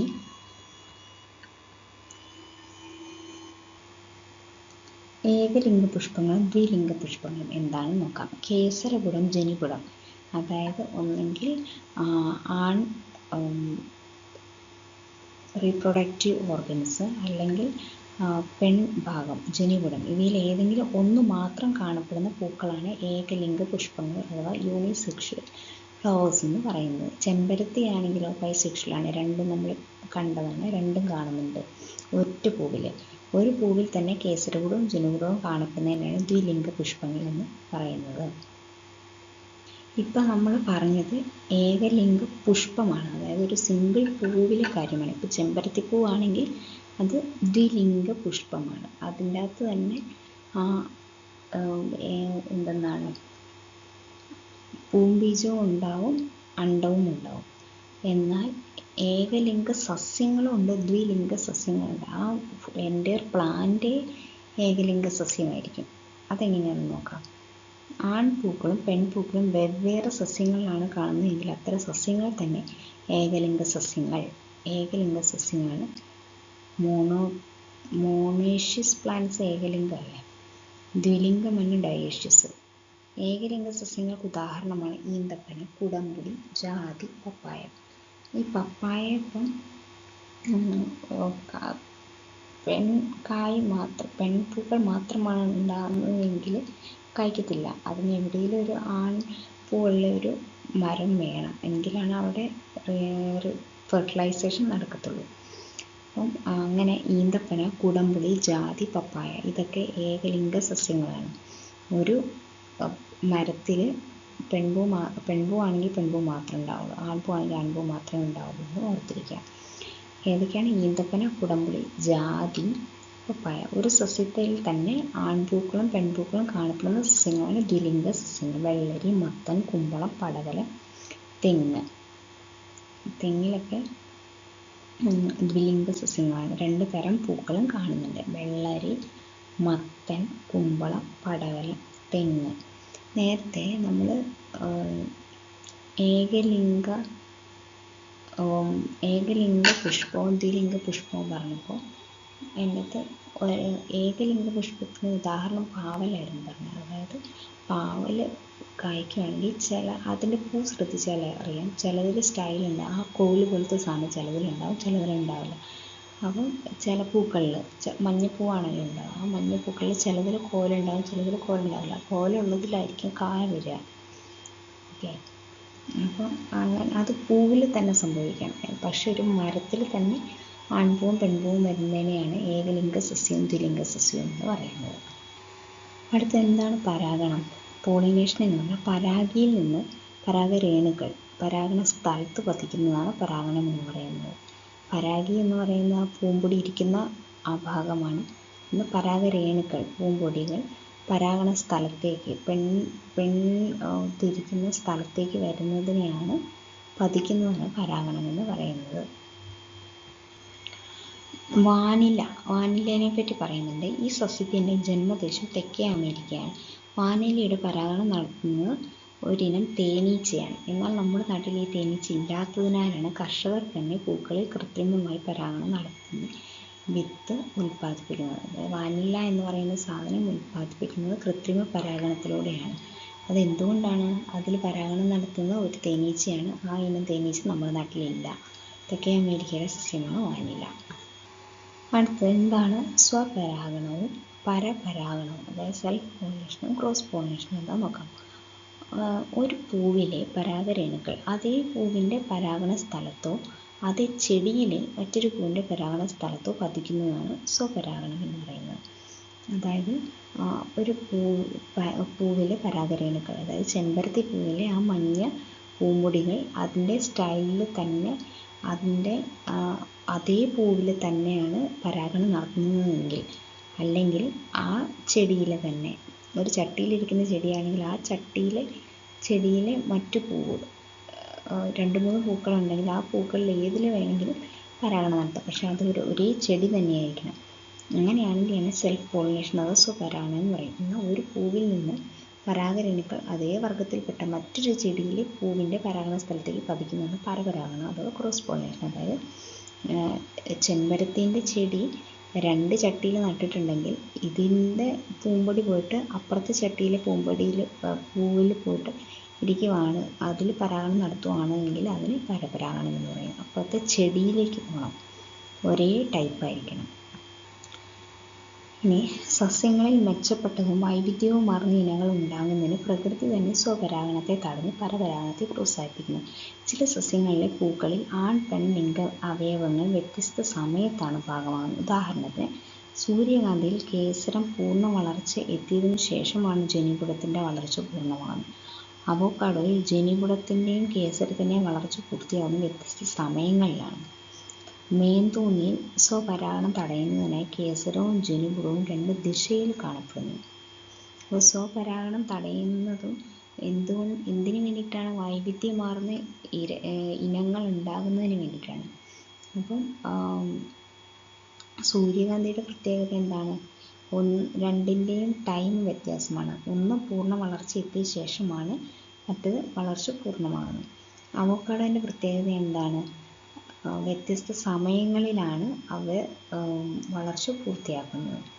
മേന്തോന്നി എന്ന് പറയുന്ന ചെടിയിൽ കേസരവും ജനിപുടവും 2 ദിശയിൽ കാണപ്പെടുന്നു. ഫെർട്ടിലൈസേഷൻ അഥവാ ബീജസങ്കലനം എന്താണ്? പരാഗണത്തിനു ശേഷം പരാഗരേണു ജനിതണ്ടിലൂടെ അണ്ഡാശയത്തിലേക്ക്, അതായത് ഒരു നാളിയായി വളരുന്നു, ഒരു ട്യൂബായി വളരുന്നു. ഈ നാളിയിലൂടെ പൂംബീജം അണ്ഡാശയത്തിലെത്തി അണ്ഡവുമായി കൂടിച്ചേരുന്നു. പൂംബീജം അണ്ഡവുമായി ചേർന്ന് സിക്താണ്ഡം ഉണ്ടാകുന്ന പ്രക്രിയയാണ് ബീജസങ്കലനം എന്ന് പറയുന്നത്. അതായത് പരാഗരേണു ആ പൂമ്പൊടി വന്നിട്ട് ആ ജനിതണ്ടിലിരിക്കുന്നു, എന്നിട്ട് അതിൽ നിന്ന് താഴേക്കൊരു ട്യൂബ് പോലെ വരുന്നു. ഈ നാളിയിലൂടെയാണ് ആ പൂംബീജം, അതായത് ആ പൊടി വരുന്നു. എന്നിട്ട് അണ്ഡാശയത്തിലെത്തി അണ്ഡവുമായി കൂടിച്ചേരുന്നു. അണ്ഡാശയത്തിലാണ് അണ്ഡം ഇരിക്കുന്നത്. എന്നിട്ട് അത് സിക്താണ്ഡം അഥവാ സൈഗോട്ടായിട്ട് ഫോം ചെയ്യുന്നു. ഇതാണ് ഫെർട്ടിലൈസേഷൻ എന്ന് പറയുന്നത്. ബീജസങ്കലനത്തിന് ശേഷം സിക്താണ്ഡം ഭ്രൂണമായും ഒവ്യൂള് വിത്തായും അണ്ഡാശയം ഫലമായും മാറുന്നു. അപ്പം ഫലമായി മാറുന്നു. നമ്മൾ കഴിക്കുന്ന സാധനം അണ്ഡാശയമാണെന്ന് ഓർത്തിരിക്കുക. ഒവ്യൂളാണ് വിത്തായിട്ട് മാറുന്നത്. ഒവ്യൂൾ വിത്തായിട്ട് അണ്ഡാശയമാണ് ഫലമായിട്ട് മാറുന്നത്. സിക്താണ്ഡമാണ് ഭ്രൂണമായിട്ട് മാറുന്നതെന്ന് ഓർത്തിരിക്കുക. അടുത്തത് ഫെർട്ടിലൈസ് ചെയ്ത ഫലം ഉണ്ടായി, അതായത് അണ്ഡാശയം വളർന്ന് ഫലമുണ്ടായി. അങ്ങനെ ഒരു പൂവിൽ നിന്ന് ഒരു ഫലമാണ് ഉണ്ടാകുന്നതെങ്കിൽ അതിനെ സിംപിൾ ഫ്രൂട്ട് എന്ന് പറയുന്നു. മാങ്ങ, വെണ്ട, പയർ, പപ്പായ ഇതൊക്കെ ഒരു പൂവ്, അതിൽ നിന്ന് ഒരു പഴം ഉണ്ടാകുന്നു. എന്നാൽ ഒരു പൂവിൽ നിന്ന് ഒന്നിലധികം അണ്ഡാശയമുണ്ടെങ്കിൽ, ഒരു പൂവിന് ഒന്നിലധികം അണ്ഡാശയമുണ്ടെങ്കിൽ ഒന്നിലധികം ഫലങ്ങൾ ഉണ്ടാകത്തില്ല. അത് എന്താണ്? ഇങ്ങനെ ഒരു പ്രത്യേക അണ്ഡാശയം ഒരു പൂവിൽ നിന്നുണ്ടാകുന്ന ഫലങ്ങളെയാണ് അഗ്രിഗേറ്റ് ഫ്രൂട്ട്സ്, അതിനെ അറേഞ്ച് ചെയ്ത് വെച്ചിരിക്കുന്നത്. അതിന് പുഞ്ചഫലങ്ങൾ അഥവാ അഗ്രിഗേറ്റ് ഫ്രൂട്ട്സ് എന്ന് പറയും. സീതപ്പഴം പുഞ്ചഫലമാണ്. ലഘു പഴങ്ങളുമുണ്ട് പുഞ്ചഫലങ്ങൾ. സിമ്പിൾ ഫ്രൂട്ടും ഉണ്ട്, അഗ്രിഗേറ്റ് ഫ്രൂട്ട്സും ഉണ്ടെന്ന് ഓർത്തിരിക്കാം. ഇനി ബീജസങ്കലനം നടക്കാതെ ചില സന്ദർഭങ്ങളിൽ അണ്ഡാശയം ഫലമായി മാറാറുണ്ട്. അവിടെ ഫെർട്ടിലൈസേഷൻ നടക്കുന്നില്ല, എന്നാൽ അണ്ഡാശയം ഫലമായി മാറും. ഇത്തരം ഫലങ്ങളിൽ വിത്തുണ്ടാവില്ല. വിത്തുണ്ടായ ഫെർട്ടിലൈസേഷൻ നടന്നാലല്ലേ അവിടെ ഓവ്യൂൾ എന്ന് പറയുന്ന സാധനം ഉണ്ടാവുള്ളൂ, വിത്തുണ്ടാവുള്ളൂ. വിത്തുണ്ടാവില്ല, പക്ഷേ അണ്ഡാശയം ഫലമായി മാറുന്നു. ഇത്തരം ഫലങ്ങളിൽ വിത്തുണ്ടാവില്ല. പാർത്തനോകാർപ്പി എന്നാണ് ഈ പ്രതിഭാസം അറിയപ്പെടുന്നത്. വിത്തില്ലാ ഫലങ്ങൾ പ്രകൃതിദത്തമായി ഉണ്ടാകാറുണ്ട്, കൃത്രിമമായി ഉണ്ടാക്കാറുണ്ട്. വാഴപ്പഴം, കൈതച്ചക്ക എന്നിവ ഇത്തരം പ്രകൃതിദത്ത ഫലങ്ങളാണ്. വാഴപ്പഴം, കൈതച്ചക്കയൊക്കെ വിത്തില്ലാത്തതാണ്. കാരണം എന്താണ്? അത് ഫെർട്ടിലൈസേഷൻ നടക്കുന്നില്ല. മുന്തിരി, തക്കാളി, തണ്ണിമത്തൻ എന്നിവയുടെ വിത്തില്ലാത്ത ഇനങ്ങൾ കൃത്രിമമായി വികസിപ്പിക്കുന്നത് എങ്ങനെയാണ്? അതിൻ്റെ ബീജസങ്കലനത്തിൻ്റെ ഫലമായി അണ്ഡാശയം, ഓവ്യൂൾ ഉണ്ടാവാതെ അണ്ഡാശയം ഫലമായി മാറുന്നതിനെയാണ് പാർത്തനോകാർപ്പി എന്ന് പറയുന്നത്. ഇനി ഒരു പൂങ്കളിയിൽ ഉണ്ടാകുന്ന ഒന്നിലധികം ഫലങ്ങൾ കൂടിച്ചേർന്ന് ഒറ്റ ഫലമാകുന്നതിനെയാണ് സംയുക്ത ഫലം. ഇത് നമ്മൾ അഗ്രിഗേറ്റ് ഫ്രൂട്ടാണ് വരച്ചത്. ഇത് സംയുക്ത ഫലമാണ്, മൾട്ടിപ്പിൾ ഫ്രൂട്ട് എന്ന് പറയും. കൈതച്ചക്ക, ആഞ്ഞിലിച്ചക്ക, ശീമച്ചക്ക എന്നിവ സംയുക്ത ഫലങ്ങളാണ്. ചക്ക വർഗത്തിൽപ്പെട്ട, അതായത് ഒന്നിലധികം പൂക്കൾ ചേർന്നിട്ട് ഒറ്റ ഫ്രൂട്ടായിട്ടാണ് മാറുന്നത്. മാവിൻ്റെ ഒരു പൂവ് ഒരു മാങ്ങ തരും. വാഴയുടെ ഒരു പൂവിൽ നിന്ന് ഒരു വാഴക്കായ തരും. എന്നാൽ ഒരു പൂങ്കുല ഫുള്ളായിട്ടും എന്നിട്ട് ഒരൊറ്റ ഫ്രൂട്ടായിട്ട് മാറുന്നു. അതാണ് ചക്ക ഫാമിലി, കൈതച്ചക്ക, ആഞ്ഞിലിച്ചക്കയൊക്കെ. ഇനി സ്യൂഡോ ഫ്രൂട്ട്സ് അഥവാ കപട ഫലങ്ങളെന്നും അറിയപ്പെടുന്ന ചില ഫലങ്ങളുണ്ട്. എന്താണ്? എല്ലാ ഫലങ്ങളും എല്ലാത്തിൻ്റെയും അണ്ഡാശയം വളർന്നിട്ടല്ല നമ്മൾ കഴിക്കുന്ന ഭാഗമായ ഫ്രൂട്ട് ഉണ്ടാവുന്നത്. സാധാരണ പൂക്കളിൽ അണ്ഡാശയം വളർന്നാണ് ഫലമുണ്ടാകുന്നത്. ചില സസ്യങ്ങളിൽ അണ്ഡാശയമല്ലാതെ പൂവിലെ മറ്റു ഭാഗങ്ങൾ ഫലമായി മാറുന്നവയാണ് കപട ഫലങ്ങൾ എന്ന് പറയുന്നത്. കശുമാങ്ങയിൽ പൂഞ്ഞെട്ട് വളർന്നാണ് ഫലമാകുന്നത്. പൂഞ്ഞെട്ട് വളർന്ന് ഫലമാകുന്നതാണ് നമ്മൾ കഴിക്കുന്നത്. കപടഫലം ആപ്പിളും സബർജല്ലിയും ഇതൊക്കെ കപടഫലങ്ങളാണ്. ഇവിടെ പുഷ്പാസനം വളർന്നാണ് ഫലമായിട്ട് മാറുന്നത്. ആപ്പിളും സബർജല്ലിയുടെയൊക്കെ പുഷ്പാസനം, അതിരിക്കുന്ന സ്ഥലമുണ്ടല്ലോ, അതാണ് നമ്മൾ കഴിക്കുന്നത്. ആപ്പിൾ, സബർജല്ലിയൊക്കെ. എന്താണ്?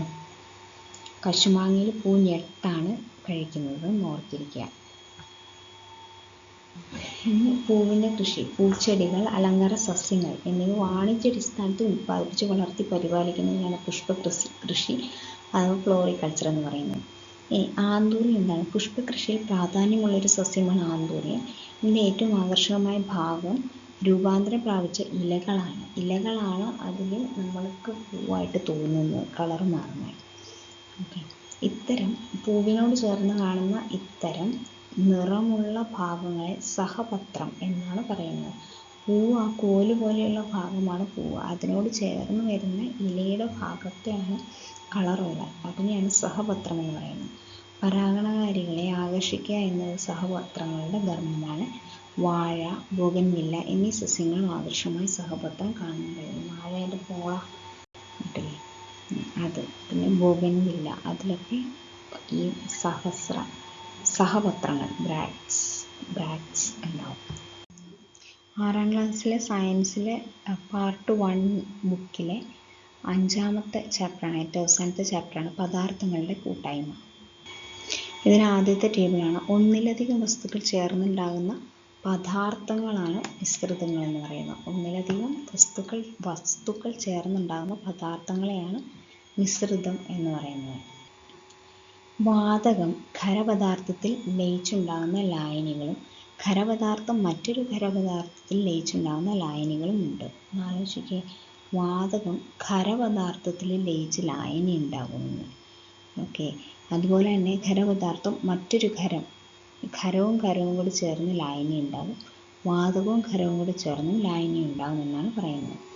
പല്ലേഡിയം എന്ന ഖരവും ഹൈഡ്രജൻ എന്ന വാതകവും ചേർന്നുണ്ടാകുന്ന ലായനി ഒരു ഖരവാതക ലായനിയാണ്. ആഭരണങ്ങൾ നിർമ്മിക്കാൻ ഉപയോഗിക്കുന്ന സ്വർണം, പിച്ചള, വെങ്കലം തുടങ്ങിയ ലോഹസങ്കരങ്ങൾ ഖരം മറ്റൊരു ഖരത്തിൽ ലയിച്ച ലായനികളാണ്. ഖരവും ചേർന്ന് ലയിച്ച ലായനികൾ ആണ് ആഭരണങ്ങൾ നിർമ്മിക്കാൻ ഉപയോഗിക്കുന്ന സ്വർണം, പിച്ചള, വെങ്കലം. ഇതിൻ്റെയൊക്കെ ലോഹസങ്കരം എന്ന് പറയുന്നത് ഖരം കൂടെ മിക്സ് ചെയ്ത ലായനിയാണ്. ഖരം കൂടെ മിക്സ് ചെയ്ത് സ്വർണം, പിച്ചള, വെങ്കലം, അങ്ങനെയാണ് ഇതൊക്കെ ഉണ്ടാക്കുന്നത്.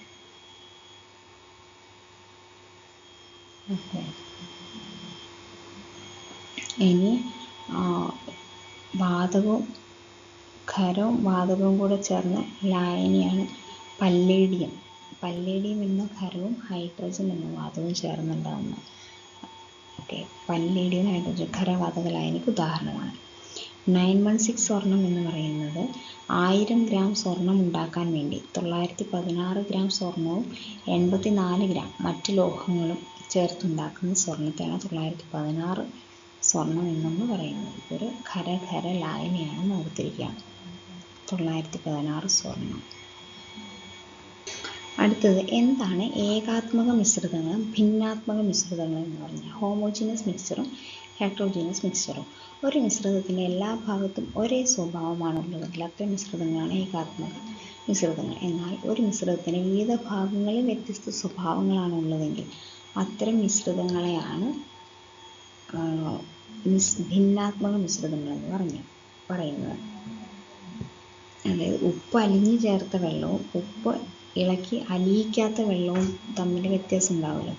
അടിഭാഗത്തേക്ക് ഉപ്പിൻ്റെ കോൺസെൻട്രേഷൻ കൂടുതലായിരിക്കും, മുകളിലേക്ക് ഉപ്പിൻ്റെ കുറവായിരിക്കും ഇളക്കാത്ത. എന്നാൽ ഉപ്പ് അലിഞ്ഞ് ചേർന്നിട്ട് എടുക്കുന്നതാണെങ്കിലും എല്ലാ ഭാഗത്തും ഒരേ ഉപ്പാണ്. അതാണ് ഏകാത്മക മിശ്രിതവും ഭിന്നാത്മക മിശ്രിതവും തമ്മിലുള്ള വ്യത്യാസം. എല്ലാ ലായനികളും മിശ്രിതങ്ങളാണ്. ലായനി എന്ന് പറയുന്നത് 2 ചേർത്ത് വരുന്നതിനാണ് ലായനി എന്ന് പറയുന്നത്. എന്നാൽ എല്ലാ മിശ്രിതങ്ങളും ലായനികളല്ല. 2 ചേർത്ത് കഴിഞ്ഞാൽ എന്നാൽ ലായനി കിട്ടണം നിർബന്ധമില്ല. ഇനി എന്താണ് തന്മാത്ര എന്ന് നോക്കാം. ഒരു പദാർത്ഥത്തിൻ്റെ എല്ലാ ഗുണങ്ങളോടും കൂടി അതിൻ്റെ ഏറ്റവും ചെറിയ കണികയാണ് തന്മാത്ര. ഒരു പദാർത്ഥത്തിൻ്റെ ഏറ്റവും ചെറിയ കണികയാണ് തന്മാത്ര എന്ന് പറയുന്നത്. എല്ലാ പദാർത്ഥങ്ങളും തന്മാത്രകളാൽ നിർമ്മിതമാണ്. തന്മാത്രകൾ കൂടിച്ചേർന്നാണ് എന്തുണ്ടാവുന്നത്, ഒരു പദാർത്ഥം ഉണ്ടാകുന്നത്. ഇവിടെ കണ്ടോ, ഒരു പഞ്ചസാര തൈ പൊടിക്കുന്നു, ഒരു ചെറു പഞ്ചസാരപ്പൊടി വീണ്ടും പൊടിക്കുന്നു, മൈക്രോസ്കോപ്പിലൂടെ മാത്രം കാണാൻ കഴിയുന്ന വളരെ ചെറിയ പഞ്ചസാരപ്പൊടിയാക്കുന്നു, മൈക്രോസ്കോപ്പ് പോലും കാണാൻ കഴിയാത്ത തീരെ ചെറിയ പഞ്ചസാരപ്പൊടി. പഞ്ചസാരയുടെ എല്ലാ സ്വഭാവ ഗുണങ്ങളോടും കൂടി ഏറ്റവും ചെറിയ കണിക ഉണ്ടാകുന്നു. അതിനെയാണ് തന്മാത്ര എന്ന് പറയുന്നത്. പൊടിച്ച് മൈക്രോസ്കോപ്പിലൂടെ കാണാൻ പറ്റുന്ന അങ്ങനെ ഏറ്റവും ചെറിയ എല്ലാ ഗുണങ്ങളോടും കൂടിയാണ് തന്മാത്ര എന്ന് പറയുന്നത്. പുരാതന ഭാരതത്തിലെ തത്വചിന്തകനും പണ്ഡിതനുമായിരുന്നു കണാദൻ. BC 2-ാം ശതകത്തിലോ 6-ാം ശതകത്തിലോ ജീവിച്ചിരുന്നതായി അനുമാനിക്കുന്നു. വിഭജിക്കാൻ കഴിയാത്ത സൂക്ഷ്മ കണങ്ങൾ ചേർന്നതാണ് എല്ലാ പദാർത്ഥങ്ങളും രൂപപ്പെടുന്നതെന്ന് കണാദൻ വിശ്വസിച്ചിരുന്നു. സൂക്ഷ്മ കണങ്ങൾക്ക് പരമാണു എന്ന് അദ്ദേഹം പേര് നൽകി. ഈ തന്മാത്രയ്ക്ക് പരമാണു എന്ന് പേര് നൽകിയ ആളാണ് കണാദൻ എന്ന് പറയുന്നത്. കണ്ടോ, ഖരപദാർത്ഥത്തിലെ തന്മാത്രകൾ ഏറ്റവും അടുത്തിരിക്കുന്നത് ദ്രാവകത്തിലെ കുറച്ച് അകന്നാണ്. വാതകത്തിൽ നന്നായിട്ട് അകന്നാണ് പദാർത്ഥത്തിലെ തന്മാത്രകൾ ഇരിക്കുന്നത്. ഇനി ഒരു പദാർത്ഥത്തിൻ്റെ എല്ലാ സ്വഭാവങ്ങളും അടങ്ങിയ അതിൻ്റെ ഏറ്റവും ചെറിയ കണികയാണ് തന്മാത്രകൾ എന്ന് പറഞ്ഞു. എന്നാൽ ഈ തന്മാത്രകളേക്കാൾ ചെറിയ കണങ്ങളാണ് ആറ്റങ്ങൾ. ആറ്റങ്ങൾ ചേർന്നാണ് തന്മാത്രകൾ ഉണ്ടാകുന്നത്. 2 ഹൈഡ്രജൻ ആറ്റവും 1 ഓക്സിജൻ ആറ്റവും ചേർന്ന ഒരു ജല തന്മാത്രയാണ് ഉണ്ടാകുന്നത്. 12 കാർബൺ ആറ്റങ്ങളും 22 ഹൈഡ്രജൻ ആറ്റങ്ങളും 11 ഓക്സിജൻ ആറ്റങ്ങളും ചേർന്നാണ് ഒരു പഞ്ചസാര തന്മാത്ര എന്ന് പറയുന്നത്. പഞ്ചസാര പൊടിച്ച് കിട്ടുന്നത് പഞ്ചസാര തന്മാത്രയാണ്. എന്നാൽ ആ പഞ്ചസാര തന്മാത്രയെ 12 കാർബണായിട്ടും 22 ഹൈഡ്രജനായിട്ടും 11 ഓക്സിജനായിട്ടും മാറ്റുന്നതിനെയാണ്, മാറ്റുമ്പോൾ കിട്ടുന്നതാണ് ആറ്റങ്ങൾ എന്ന് പറയുന്നത്. ഒന്നിലധികം പദാർത്ഥങ്ങൾ കൂടിച്ചേർന്നതാണ് മിശ്രിതം. ഒരു മിശ്രിതത്തിൽ ഒന്നിലധികം തന്മാത്രകളുണ്ട്. ആ തന്മാത്രകളിൽ ഒന്നിലധികം ആറ്റങ്ങളുണ്ട്. ഇനി എന്താണ് ശുദ്ധ പദാർത്ഥങ്ങൾ എന്ന് പറഞ്ഞാൽ? ഒരേ ഇനം തന്മാത്രകൾ കൊണ്ടുണ്ടാക്കിയ പദാർത്ഥങ്ങളാണ് ശുദ്ധപദാർത്ഥങ്ങൾ. മിശ്രിതങ്ങളിൽ വ്യത്യസ്ത തന്മാത്രകൾ ഉണ്ടായിരിക്കും. മാലിന്യമില്ലാത്ത ജലം ഒരു ശുദ്ധപദാർത്ഥമാണ്. അതിനകത്ത് വേറൊന്നും അടങ്ങിയിട്ടില്ല. ശുദ്ധപദാർത്ഥം എന്ന് പറഞ്ഞാൽ വേറെ ഒരു പദാർത്ഥവുമായിട്ട് മിക്സ് ചെയ്യാത്തതിനെയാണ്. ഒരേ ഇനം തന്മാത്രകൾ കൊണ്ടുണ്ടാക്കിയ പദാർത്ഥങ്ങൾ. തന്മാത്രകൾ ഒന്ന് തന്നെയായിരിക്കും. കേട്ടോ, ഇരുമ്പ്, ചെമ്പ് ഒക്കെ ഇരുമ്പ് കൊണ്ടുള്ള തന്മാത്രകൾ മാത്രം, ചെമ്പ് കൊണ്ടുള്ള തന്മാത്ര മാത്രം. അതിന് ഇരുമ്പും ചെമ്പും കൂടെ മിക്സ് ചെയ്ത് വേറെയാവും. അങ്ങനെയല്ല. കാർബൺ ഡൈ ഓക്സൈഡ് തന്നെ ഹൈഡ്രജൻ, ഓക്സിജൻ. എന്നാൽ ഓക്സിജനും കാർബണും ഹൈഡ്രജനും കൂടെ വ്യത്യസ്ത രീതിയിൽ ചേർന്ന് കഴിഞ്ഞാൽ അത് ഗ്ലൂക്കോസ് ആവും, പഞ്ചസാരയാവും. ജലം ഒരു ശുദ്ധപദാർത്ഥമാണ്. കാർബൺ ഡൈ ഓക്സൈഡ് അല്ല, കാർബണും ഹൈഡ്രജൻ ഓക്സിജൻ. അപ്പോൾ ഇതെല്ലാം ശുദ്ധപദാർത്ഥങ്ങൾക്ക് ഉദാഹരണങ്ങളാണ്.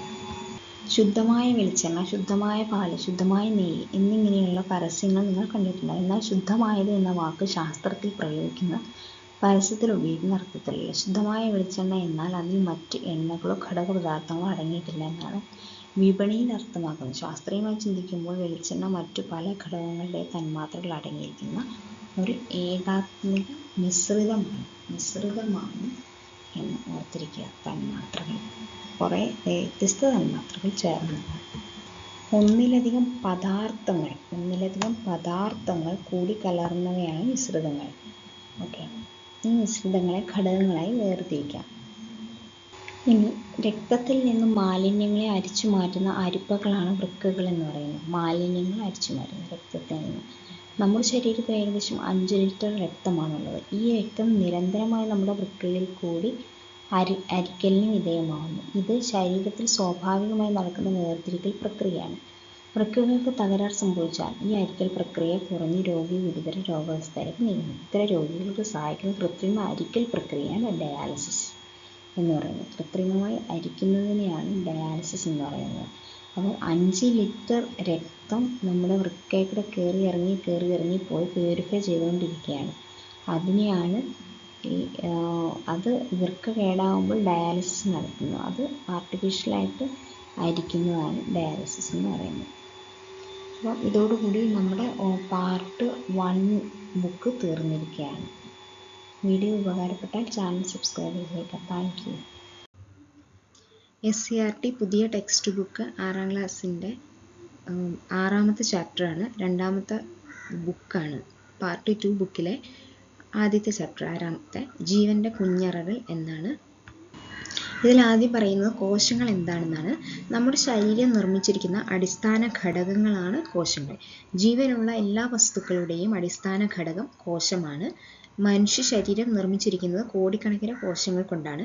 ചെറുതും വലുതുമായ അനേകം ജീവികൾ നമുക്ക് ചുറ്റുമുണ്ട്. അവയുടെ ശരീരവും നിർമ്മിച്ചിരിക്കുന്നത് കോശങ്ങൾ കൊണ്ടാണ്. ജീവനുള്ള എല്ലാ വസ്തുക്കളുടെയും അടിസ്ഥാന ഘടകം കോശം അഥവാ സെല്ലാണ് എന്നാണ് ഇതിൽ പറഞ്ഞിരിക്കുന്നത്. കോശങ്ങൾ അതിസൂക്ഷ്മമാണ്. ഹാൻഡ് ലെൻസ് ഉപയോഗിച്ചുകൊണ്ട് അവയെ നിരീക്ഷിക്കാൻ കഴിയില്ല. നഗ്നനേത്രങ്ങൾ കൊണ്ട് കാണാൻ കഴിയാത്ത വസ്തുക്കളെ നിരീക്ഷിക്കാനാണ് നമ്മൾ മൈക്രോസ്കോപ്പ് ഉപയോഗിക്കുന്നത്. മൈക്രോസ്കോപ്പ് ഉപയോഗിച്ചിട്ടാണ് ഈ സെല്ല് കാണാൻ പറ്റുള്ളൂ. ഇവിടെ ഒരു മൈക്രോസ്കോപ്പിൻ്റെ ഭാഗങ്ങൾ തന്നിട്ടുണ്ട്. Eyepiece, knob, objective lens. ഏത് ലെൻസാണ്? Objective lens, stage, clip, condenser, mirror. എന്തൊക്കെയാണ്? ഐപീസ്, നോബുകൾ, ഒബ്ജക്റ്റീവ് ലെൻസ്, സ്റ്റേജ്, ക്ലിപ്പുകൾ, കണ്ടൻസർ, മിറർ. ഇതൊക്കെയാണ് മൈക്രോസ്കോപ്പിൻ്റെ ഭാഗങ്ങൾ. ഇതിൽ കൊടുത്ത ഒരു എക്സ്പെരിമെൻ്റ് കവിളിലെ കോശം നോക്കാനായിരുന്നു. കവിളിലെ കോശത്തിൽ കാണുന്ന ഭാഗങ്ങൾ ഏതൊക്കെയാണ്? കോശസ്തരം, കോശദ്രവ്യം, ന്യൂക്ലിയസ്. കോശസ്തരം, കോശദ്രവ്യം, ന്യൂക്ലിയസ്. ഇതൊക്കെയാണ് കവിളിലെ കോശങ്ങളിൽ കാണുന്നത്. റോബർട്ട് ഹുക്കിനെ പറ്റി പറഞ്ഞിട്ടുണ്ട്. 1665 റോബർട്ട് ഹുക്കാണ് കോശം കണ്ടെത്തിയത്. 1665 ഓർത്തിരിക്കുക. സ്റ്റേറ്റ്മെൻറ്റ് ടൈപ്പ് ക്വസ്റ്റ്യൻസ് ആയിരിക്കും വരിക. 1665 റോബർട്ട് ഹുക്ക് കോശം കണ്ടെത്തിയത്. സെല്ല് കണ്ടുപിടിച്ചത് റോബർട്ട് ഹുക്കാണ്. ഓക്ക് മരത്തിൽ നിന്നെടുത്ത കോർക്കിൻ്റെ ഒരു ചെറിയ ഭാഗം സ്വയം നിർമ്മിച്ച മൈക്രോസ്കോപ്പിലൂടെ അദ്ദേഹം നിരീക്ഷിച്ചു. ഓക്ക് മരത്തിൽ നിന്നെടുത്ത കോർക്കിൻ്റെ ഭാഗമാണ്. അതിൽ ചെറിയ അറകൾ പോലുള്ള ധാരാളം ഭാഗങ്ങൾ കണ്ടു. അദ്ദേഹം അതിനെ സെല്ല എന്ന് വിളിച്ചു. സെല്ല എന്ന ലാറ്റിൻ പദത്തിനർത്ഥം ചെറിയ മുറി എന്നാണ്. ഇന്ന് നമ്മൾ അതിനെ കോശം എന്ന് വിളിക്കുന്നു. 1665 റോബർട്ട് ഹുക്ക് ഓക്ക് മരം പിന്നെ സെല്ല എന്ന ലാറ്റിൻ പദം ചെറിയ മുറി എന്നാണ് അർത്ഥം. അടുത്തത് ഏകകോശ ജീവികളും ബഹുകോശ ജീവികളുമുണ്ട്. ഏകകോശ ജീവികൾ എന്താണ്? ഒരു കോശം മാത്രമുള്ള ജീവികളാണ് ഏകകോശ ജീവികൾ. കോശങ്ങളുടെ എണ്ണം കുറവായതുകൊണ്ടാണ് നമുക്ക് അവയെ നഗ്നനേത്രങ്ങൾ കൊണ്ട് കാണാൻ കഴിയാത്തത്.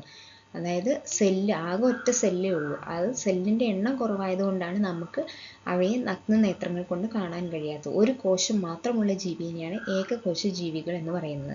ഏകകോശ ജീവികൾ ഏതൊക്കെയാണ്? Amoeba, paramecium, euglena. ഇതൊക്കെ ഏകകോശ ജീവികളാണ്.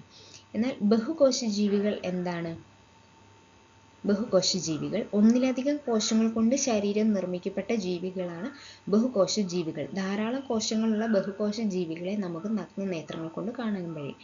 അതായത് ഈ അമീബ, പാരമീസ്, യുഗ്ലീന കഴിഞ്ഞിട്ടുള്ള ബാക്കി നമുക്ക് കാണാൻ കഴിയുന്ന ജീവജാലങ്ങളെല്ലാം ബഹുകോശജീവികളാണ്. ഒന്നിലധികം കോശങ്ങൾ കൊണ്ടാണ് ശരീരം നിർമ്മിക്കപ്പെട്ടിരിക്കുന്നത്. അടുത്ത ഏകകോശജീവികളും ബഹുകോശജീവികളും തമ്മിലുള്ള വ്യത്യാസം പറഞ്ഞിട്ടുണ്ട്. ഏകകോശജീവികൾ ഒരു കോശം മാത്രമുള്ളതാണ്. ബഹുകോശജീവിയാണെങ്കിലോ ശരീരത്തിൽ ഒന്നിലധികം കോശങ്ങളുണ്ട്. ഇനി ഏകകോശജീവികൾ എല്ലാ ജീവൽ പ്രവർത്തനങ്ങളും നിർവഹിക്കുന്നത് ഒരു കോശമാണ്. അതായത് ആകെ ഒരു കോശമല്ലേ ഉള്ളൂ. അപ്പോൾ എല്ലാ ജീവൽ പ്രവർത്തനങ്ങളും നിർവഹിക്കുന്ന ആ ഒരു കോശത്തിലാണ്. എന്നാൽ ബഹുകോശജീവികളിൽ എല്ലാ ജീവൽ പ്രവർത്തനങ്ങളും നിർവഹിക്കുന്നത് പ്രത്യേക കോശങ്ങളും പ്രത്യേക അവയവങ്ങളുമാണ്. ഇനി നഗ്നനേത്രങ്ങൾ കൊണ്ട് കാണാൻ കഴിയാത്തതാണ് ഏകകോശജീവികൾ. എന്നാൽ നഗ്നനേത്രങ്ങൾ കൊണ്ട് കാണാൻ കഴിയുന്നതാണ് ബഹുകോശജീവികൾ. ലളിതമായ ശരീരഘടനയാണ് ഏകകോശജീവികൾക്കുള്ളത്. എന്നാൽ ബഹുകോശജീവികൾക്ക് സങ്കീർണമായ ശരീരഘടനയാണുള്ളത്. ഏകകോശജീവികൾക്ക് ഉദാഹരണം ഏതൊക്കെയായിരുന്നു? Paramecium, amoeba, euglena. മനുഷ്യന്, ജന്തുജാലങ്ങൾ, സസ്യജാലങ്ങൾ എല്ലാം ബഹുകോശജീവിക്ക് ഉദാഹരണമാണ്. ഇനി ഇതാണ് ജന്തുകോശവും സസ്യകോശത്തിനും ചെറിയ വ്യത്യാസങ്ങളുണ്ട്. ആദ്യം ജന്തുകോശം എങ്ങനെയാണ്, അതിലെന്തൊക്കെ ഘടകങ്ങളാണ് ഉള്ളതെന്ന് നോക്കാം. ഏറ്റവും പുറത്തുള്ളതാണ് കോശസ്തരം. അതിൻ്റെ അകത്ത് കോശദ്രവ്യം. ആ കോശദ്രവ്യത്തിൻ്റെ അകത്ത് കിടക്കുന്ന സാധനങ്ങളാണ് ഫേനം, റൈബോസോം, മൈറ്റോകോൺട്രിയ. പിന്നെ ഈ ഇങ്ങനെ പിരിഞ്ഞ് കിടക്കുന്ന എൻഡോപ്ലാസ്മിക് റെറ്റിക്കുലം. അതിൻ്റെ അകത്താണ് ന്യൂക്ലിയസ് ഉള്ളത്. എന്തൊക്കെയാണുള്ളത്? കോശസ്തരം, കോശദ്രവ്യം, ഫേനം, റൈബോസോം, മൈറ്റോകോൺട്രിയ, എൻഡോപ്ലാസ്മിക് റെറ്റിക്കുലം, പിന്നെ ന്യൂക്ലിയസ്. ഇതിൻ്റെയൊക്കെ ധർമ്മങ്ങൾ എന്താണെന്ന് നോക്കാം. ഈ ടേബിൾ ഓർത്തിരിക്കണേ. ഇത് ജന്തുകോശത്തിൻ്റെയാണ്. കോശസ്തരമാണ് ഏറ്റവും പുറത്ത്. അത് കോശത്തെ ആവരണം ചെയ്യുന്നു. കോശദ്രവ്യം ന്യൂക്ലിയസ് ഒഴികെയുള്ള കോശഭാഗത്തെ കോശത്തിനകത്ത് നിലനിർത്തുന്നതാണ് കോശദ്രവ്യം. പറഞ്ഞു തരാം.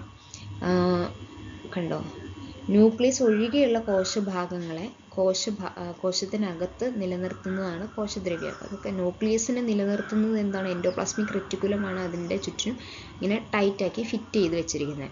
കോശദ്രവ്യത്തിലാണ് ബാക്കിയെല്ലാം കിടക്കുന്നത്.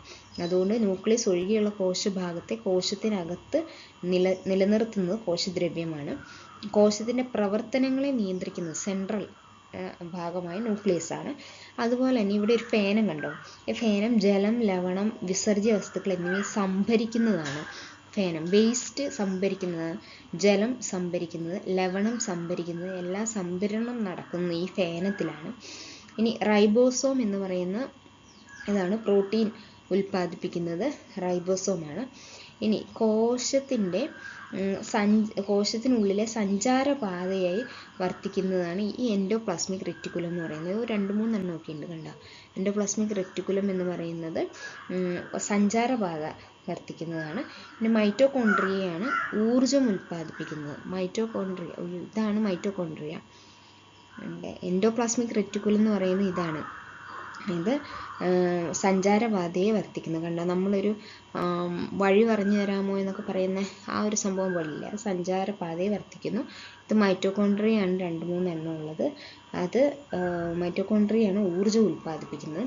Ribosome protein ഉൽപ്പാദിപ്പിക്കുന്നു. ഫേനം ജലം, ലവണം, വിസർജ്യ വസ്തുക്കൾ എന്നിവയെ സംഭരിക്കുന്നു. ഇത്രയാണ് ഒരു ജന്തുകോശത്തിലെ ഘടകങ്ങൾ എന്ന് പറയുന്നത്. ഇനി സസ്യകോശത്തിലെ സെല്ലിലേക്ക് വരുവാണെങ്കിൽ, സസ്യകോശം എന്ന് പറയുന്നത് ഈ കാണുന്നതാണ്.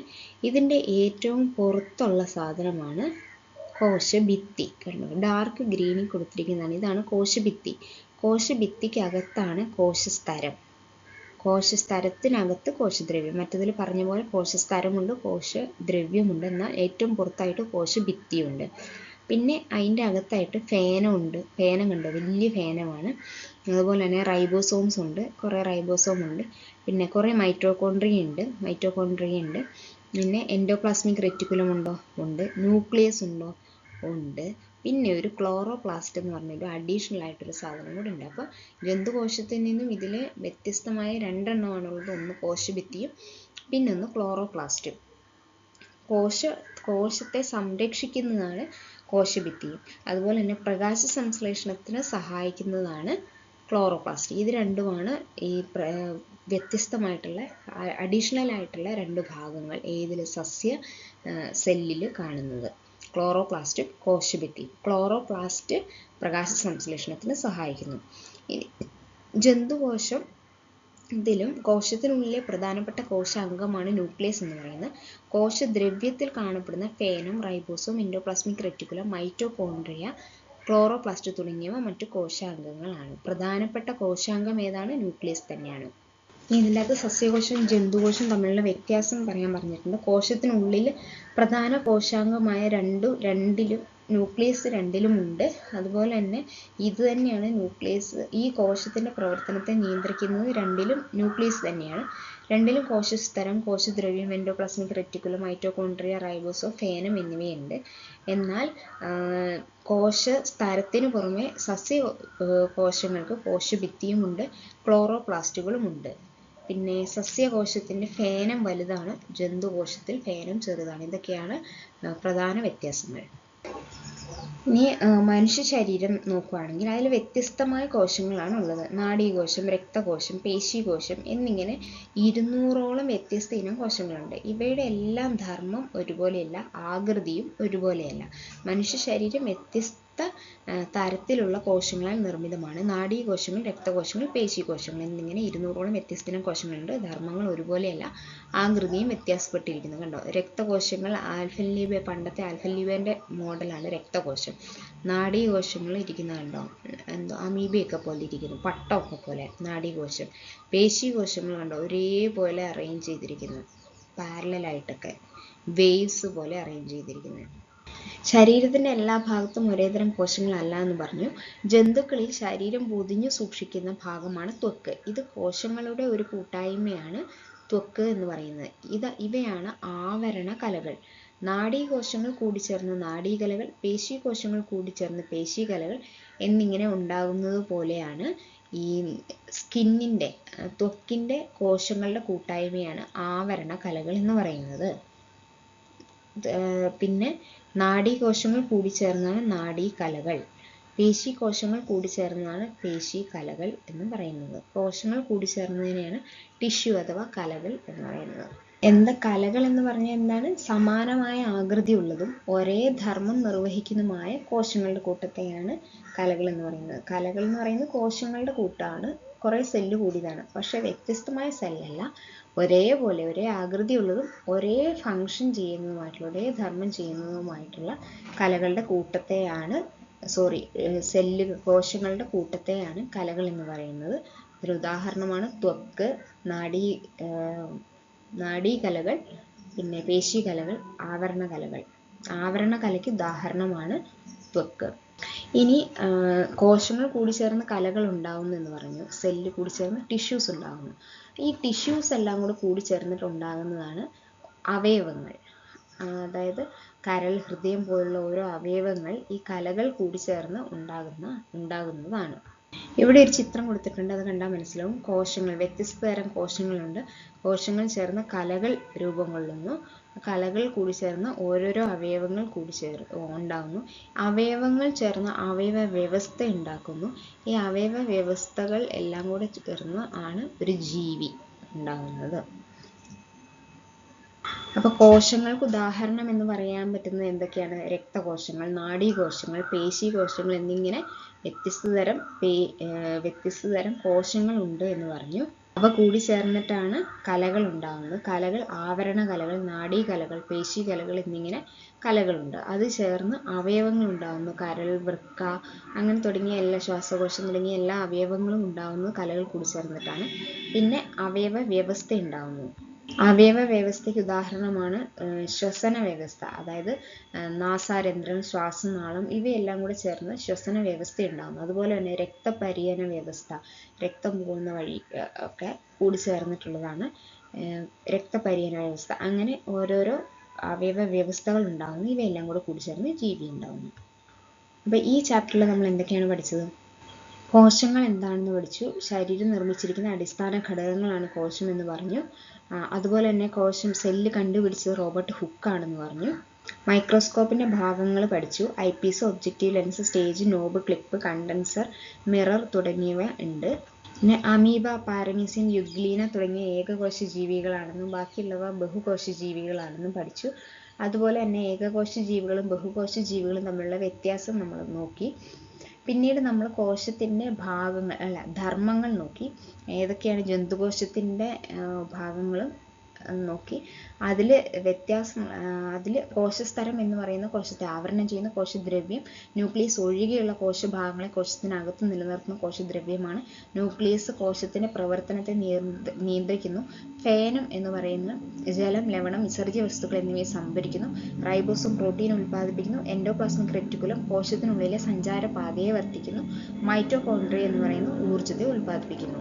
സസ്യകോശത്തിൽ ഇതിൽ നിന്നും വ്യത്യാസമായിട്ട് കോശഭിത്തിയുണ്ട്, കോശത്തെ സംരക്ഷിക്കാൻ വേണ്ടി. അതുപോലെ തന്നെ ക്ലോറോപ്ലാസ്റ്റ് അധികമായിട്ടുണ്ട്, പ്രകാശ സംശ്ലേഷണത്തെ സഹായിക്കുന്നത്. പിന്നെ നമ്മൾ വ്യത്യസ്ത തരം കോശങ്ങൾ ഏതൊക്കെയാണെന്ന് പഠിച്ചു. 200ഓളം കോശങ്ങളുണ്ട്. രക്തകോശം, നാഡീകോശം, പേശീകോശം എന്നിങ്ങനെ കോശങ്ങൾ ചേർന്ന കലകൾ, സമാനമായ ആകൃതിയുള്ളതും ഒരേ ധർമ്മങ്ങൾ നിർവഹിക്കുന്നതുമായ കോശങ്ങൾ കൂട്ടത്തെ കലകൾ എന്ന് പറയുന്നു എന്ന് പഠിച്ചു. ആവരണകല, നാഡീകല, പേശികല എന്നിങ്ങനെ പലതരം കലകളുണ്ടെന്ന് പഠിച്ചു. കലകൾ ചേർന്ന് അവയവം ഉണ്ടാകുന്നു. അവയവങ്ങൾ ചേർന്ന് അവയവ വ്യവസ്ഥയും അവയവ വ്യവസ്ഥ പിന്നീട് ജീവിയായിട്ട് മാറുകയും ചെയ്യുന്നു. ഇനി അടുത്ത ചാപ്റ്ററിലേക്ക് പോവാം. മാറ്റങ്ങളുടെ ലോകം എന്നാണ് അടുത്ത ചാപ്റ്റർ. ഇതിൽ ഭൗതിക മാറ്റം, രാസമാറ്റം എന്നിങ്ങനെയുള്ള കാര്യങ്ങളാണ് പറയുന്നത്. മെഴുക് ചൂടാക്കുമ്പോൾ താപം സ്വീകരിച്ചിട്ട് അത് മെഴുക് ഉരുകുന്നു, ദ്രാവക അവസ്ഥയിലാവുന്നു. ഖരാവസ്ഥയിലായ മെഴുക് ഇത് ചൂടാക്കുമ്പോൾ ദ്രാവക അവസ്ഥയിലാവുന്നു. അത് പിന്നീട് കുറച്ചുകൂടെ താപം സ്വീകരിച്ച് ഉരുകിയ മെഴുക് ബാഷ്പാവസ്ഥയിലേക്ക് പോകുന്നു. ഇനി ആ ബാഷ്പാവസ്ഥയിലേക്ക് പോകുന്ന ആ ഉരുകിയ മെഴുകിനെ തണുപ്പിക്കുകയാണെങ്കിൽ അത് താപോർജ്ജം പുറത്ത് വിട്ടിട്ട് മെഴുക് ദ്രാവക അവസ്ഥയിലേക്ക് വരുന്നു. അത് പിന്നീട് കുറച്ചുകൂടെ തണുപ്പിക്കുകയാണെങ്കിൽ താപം പിന്നെയും പുറത്തേക്ക് വിട്ട് മെഴുക് കട്ടയിലേക്ക് വരുന്നു. അങ്ങനെ അവസ്ഥയ്ക്ക് മാറ്റം സംഭവിക്കുന്നുണ്ട്. ഇങ്ങനെ പദാർത്ഥങ്ങളുടെ വലിപ്പം, ആകൃതി എന്നീ അവസ്ഥ തുടങ്ങിയ ഭൗതിക സ്വഭാവങ്ങളിൽ വരുന്ന മാറ്റങ്ങളെയാണ് ഭൗതിക മാറ്റം എന്ന് പറയുന്നത്. അതായത് വികസിക്കുന്നത്, ഉരുകുന്നത്, പൊട്ടുന്നത്, കീറുന്നതൊക്കെ ഭൗതിക മാറ്റങ്ങളാണ്. ഇവ മൂലം പുതിയ പദാർത്ഥങ്ങൾ ഉണ്ടാകുന്നില്ല. ചില ഭൗതിക മാറ്റങ്ങൾ നടക്കുമ്പോൾ ഊർജ്ജം സ്വീകരിക്കുകയോ പുറത്തുവിടുകയോ ചെയ്യുന്നു. ഭൗതിക മാറ്റങ്ങൾ താൽക്കാലികമാണ്. ചൂട് കൂടിക്കഴിഞ്ഞാൽ അത് ഉരുകുന്നു, വേറെ അവസ്ഥയിലേക്ക് പോകുന്നു. ചൂട് കുറഞ്ഞു കഴിയുമ്പോൾ അത് പഴയ അവസ്ഥയിലേക്ക് തന്നെ തിരിച്ചു വരുന്നു. പുതിയ ഒരു പദാർത്ഥമായിട്ട് മാറുന്നില്ല. അങ്ങനെ ഇനി ഷേപ്പ് മാറ്റും. ഒരു വലിയൊരു തണ്ണിമത്തൻ റൗണ്ട് ഷേപ്പിൽ ഉള്ള ഒരു സിലിണ്ടർ ഷേപ്പിലോ ഉള്ള എന്തെങ്കിലും സാധനം അതിന് മുറിച്ച് കഴിയുമ്പോൾ അത് വേറൊരു ഷേപ്പിലേക്ക് മാറുന്നു. അതും ഒരു ഭൗതിക മാറ്റം തന്നെയാണ്. അതൊക്കെ അതുപോലെ തന്നെ ശർക്കര പൊടിക്കുന്നത്, ശർക്കര എന്ന് പറയുന്ന ആ ശർക്കരയുടെ ഭൗതിക സ്വഭാവം മാറ്റമാണ്. അത് ഉരുകി കഴിയുമ്പോൾ അതിന് ഭൗതിക മാറ്റമാണ് സംഭവിക്കുന്നത്. അങ്ങനെ പദാർത്ഥങ്ങളുടെ വലിപ്പം, ആകൃതി, അവസ്ഥ തുടങ്ങിയ ഭൗതിക സ്വഭാവങ്ങളിൽ വരുന്ന മാറ്റങ്ങളെയാണ് ഭൗതിക മാറ്റം എന്ന് പറയുന്നത്. വികസിക്കുന്നതും ഉരുകുന്നതും പൊട്ടുന്നതും കീറുന്നതും ഭൗതിക മാറ്റമാണ്. ഇവ മൂലം പുതിയ പദാർത്ഥങ്ങൾ ഉണ്ടാകുന്നില്ല. ചില ഭൗതിക മാറ്റങ്ങൾ നടക്കുമ്പോൾ ഊർജ്ജം സ്വീകരിക്കുകയോ പുറത്തുവിടുകയോ ചെയ്യുന്നു. ഭൗതിക മാറ്റങ്ങൾ താൽക്കാലിക മാറ്റങ്ങളാണെന്ന് ഓർത്തിരിക്കുക. ഇനി രാസമാറ്റം എന്താണെന്ന് നോക്കാം. രാസമാറ്റം ഉണ്ടാകുമ്പോൾ പദാർത്ഥത്തിന് രാസഗുണങ്ങളിൽ മാറ്റം ഉണ്ടാകുകയും പുതിയ പദാർത്ഥങ്ങൾ ഉണ്ടാകുകയും ചെയ്യുന്നു. ഇത്തരം മാറ്റം നടക്കുമ്പോൾ ഊർജ്ജം സ്വീകരിക്കുകയോ പുറത്തുവിടുകയോ ചെയ്യുന്നു. രാസമാറ്റങ്ങൾ സ്ഥിരമാറ്റങ്ങളാണ്. ഊർജ്ജം സ്വീകരിക്കുകയും പുറത്തുവിടുകയും ചെയ്യുന്നുണ്ട് രണ്ടിലും. എന്നാൽ ഭൗതിക മാറ്റങ്ങൾ തൽക്കാലത്തേക്കുള്ളതും രാസമാറ്റങ്ങൾ സ്ഥിരമാറ്റങ്ങളുമാണ്. ഈ രാസമാറ്റം ഉണ്ടാകുമ്പോൾ പദാർത്ഥത്തിന് രാസഗുണങ്ങളിൽ മാറ്റം ഉണ്ടാകുകയും പുതിയ പദാർത്ഥം ഉണ്ടാകുകയും ചെയ്യുന്നു. ഒരു ഉദാഹരണം നോക്കുക. പദാർത്ഥത്തിൻ്റെ ഭൗതിക ഗുണങ്ങളിൽ മാത്രമാണ് മാറ്റം സംഭവിക്കുന്നത് ഭൗതിക മാറ്റത്തിൽ. രാസമാറ്റത്തിൽ ഒരു പുതിയ പദാർത്ഥമേ ഉണ്ടാകുന്നു. ഇനി അതിനൊരു ഉദാഹരണം പറഞ്ഞതാണ് തീപ്പെട്ടി. ഓക്കെ, പഞ്ചസാര കുറച്ച് ഉരുക്കി കഴിയുമ്പോൾ അത് പഞ്ചസാര ലായനിയായിട്ട് മാറും. കുറച്ചുകൂടെ ഉരുക്കി കഴിഞ്ഞാൽ എന്താ സംഭവിക്കുക? കാരമലൈസ്ഡ് ആയി പോകും, ബ്രൗൺ കളറിലേക്ക് വരും, കട്ടിയായി പോകും. അങ്ങനെ കാരമലൈസ്ഡ് ആയ പഞ്ചസാരനെ തിരിച്ച് പഞ്ചസാര ക്രിസ്റ്റലാക്കിയോ പഞ്ചസാരയാക്കി എടുക്കാനോ പറ്റുമോ? ഇല്ല. അപ്പോൾ അവിടെ സംഭവിക്കുന്ന രാസമാറ്റമാണ്, പുതിയൊരു പദാർത്ഥമാണ് ഉണ്ടാകുന്നത്. നിത്യജീവിതത്തിൽ നടക്കുന്ന ചില രാസമാറ്റങ്ങളാണിത്.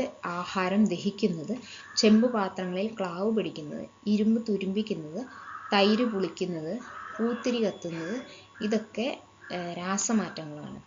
തുരുമ്പ് എന്താണെന്ന് പറഞ്ഞിട്ടുണ്ട്. ഇരുമ്പ് വായുവിലെ ഈർപ്പവും ഓക്സിജനുമായി ചേർന്നാണ് തുരുമ്പുണ്ടാകുന്നത്. എണ്ണ പുരട്ടിയോ പെയിന്റ് ചെയ്തോ ഇരുമ്പ് സാധനങ്ങൾ തുരുമ്പ് പിടിക്കുന്നത് നിയന്ത്രിക്കാവുന്നതാണ്. ഇങ്ങനെ ചെയ്യുമ്പോൾ ഇരുമ്പിന് വായുവുമായുള്ള സമ്പർക്കം ഒഴിവാക്കുന്നു. വായുവുമായി ചേർന്നാണ് തുരുമ്പിക്കുന്നത്. അപ്പോൾ വായു സമ്പർക്കം ഒഴിവാക്കാൻ വേണ്ടി എണ്ണയോ പെയിന്റോ പുരട്ടി സൂക്ഷിക്കുക. അതാണ് തുരുമ്പ് എന്ന് പറയുന്നത്. പൂത്തിരിയിൽ രാസപദാർത്ഥങ്ങൾ ഉണ്ട്. അതിൽ രാസോർജം അടങ്ങിയിരിക്കുന്നു. പൂത്തിരിയിലെ പദാർത്ഥങ്ങളിൽ മാത്രമല്ല എല്ലാ പദാർത്ഥങ്ങളിലും രാസോർജം അടങ്ങിയിരിക്കുന്നു. ഇനി പൂത്തിരി കത്തുമ്പോൾ അതിലടങ്ങിയിട്ടുള്ള രാസോർജമാണ് ശബ്ദം, പ്രകാശം, താപം എന്നീ ഊർജ രൂപങ്ങളായി മാറുന്നത്. ശബ്ദം, പ്രകാശം, താപം എന്നിങ്ങനെയുള്ള ഊർജ രൂപങ്ങളായി മാറുന്ന ഈ പൂത്തിരിയിൽ അടങ്ങിയിട്ടുള്ള രാസപദാർത്ഥങ്ങൾ ആണ് അങ്ങനെ മാറുന്നത്.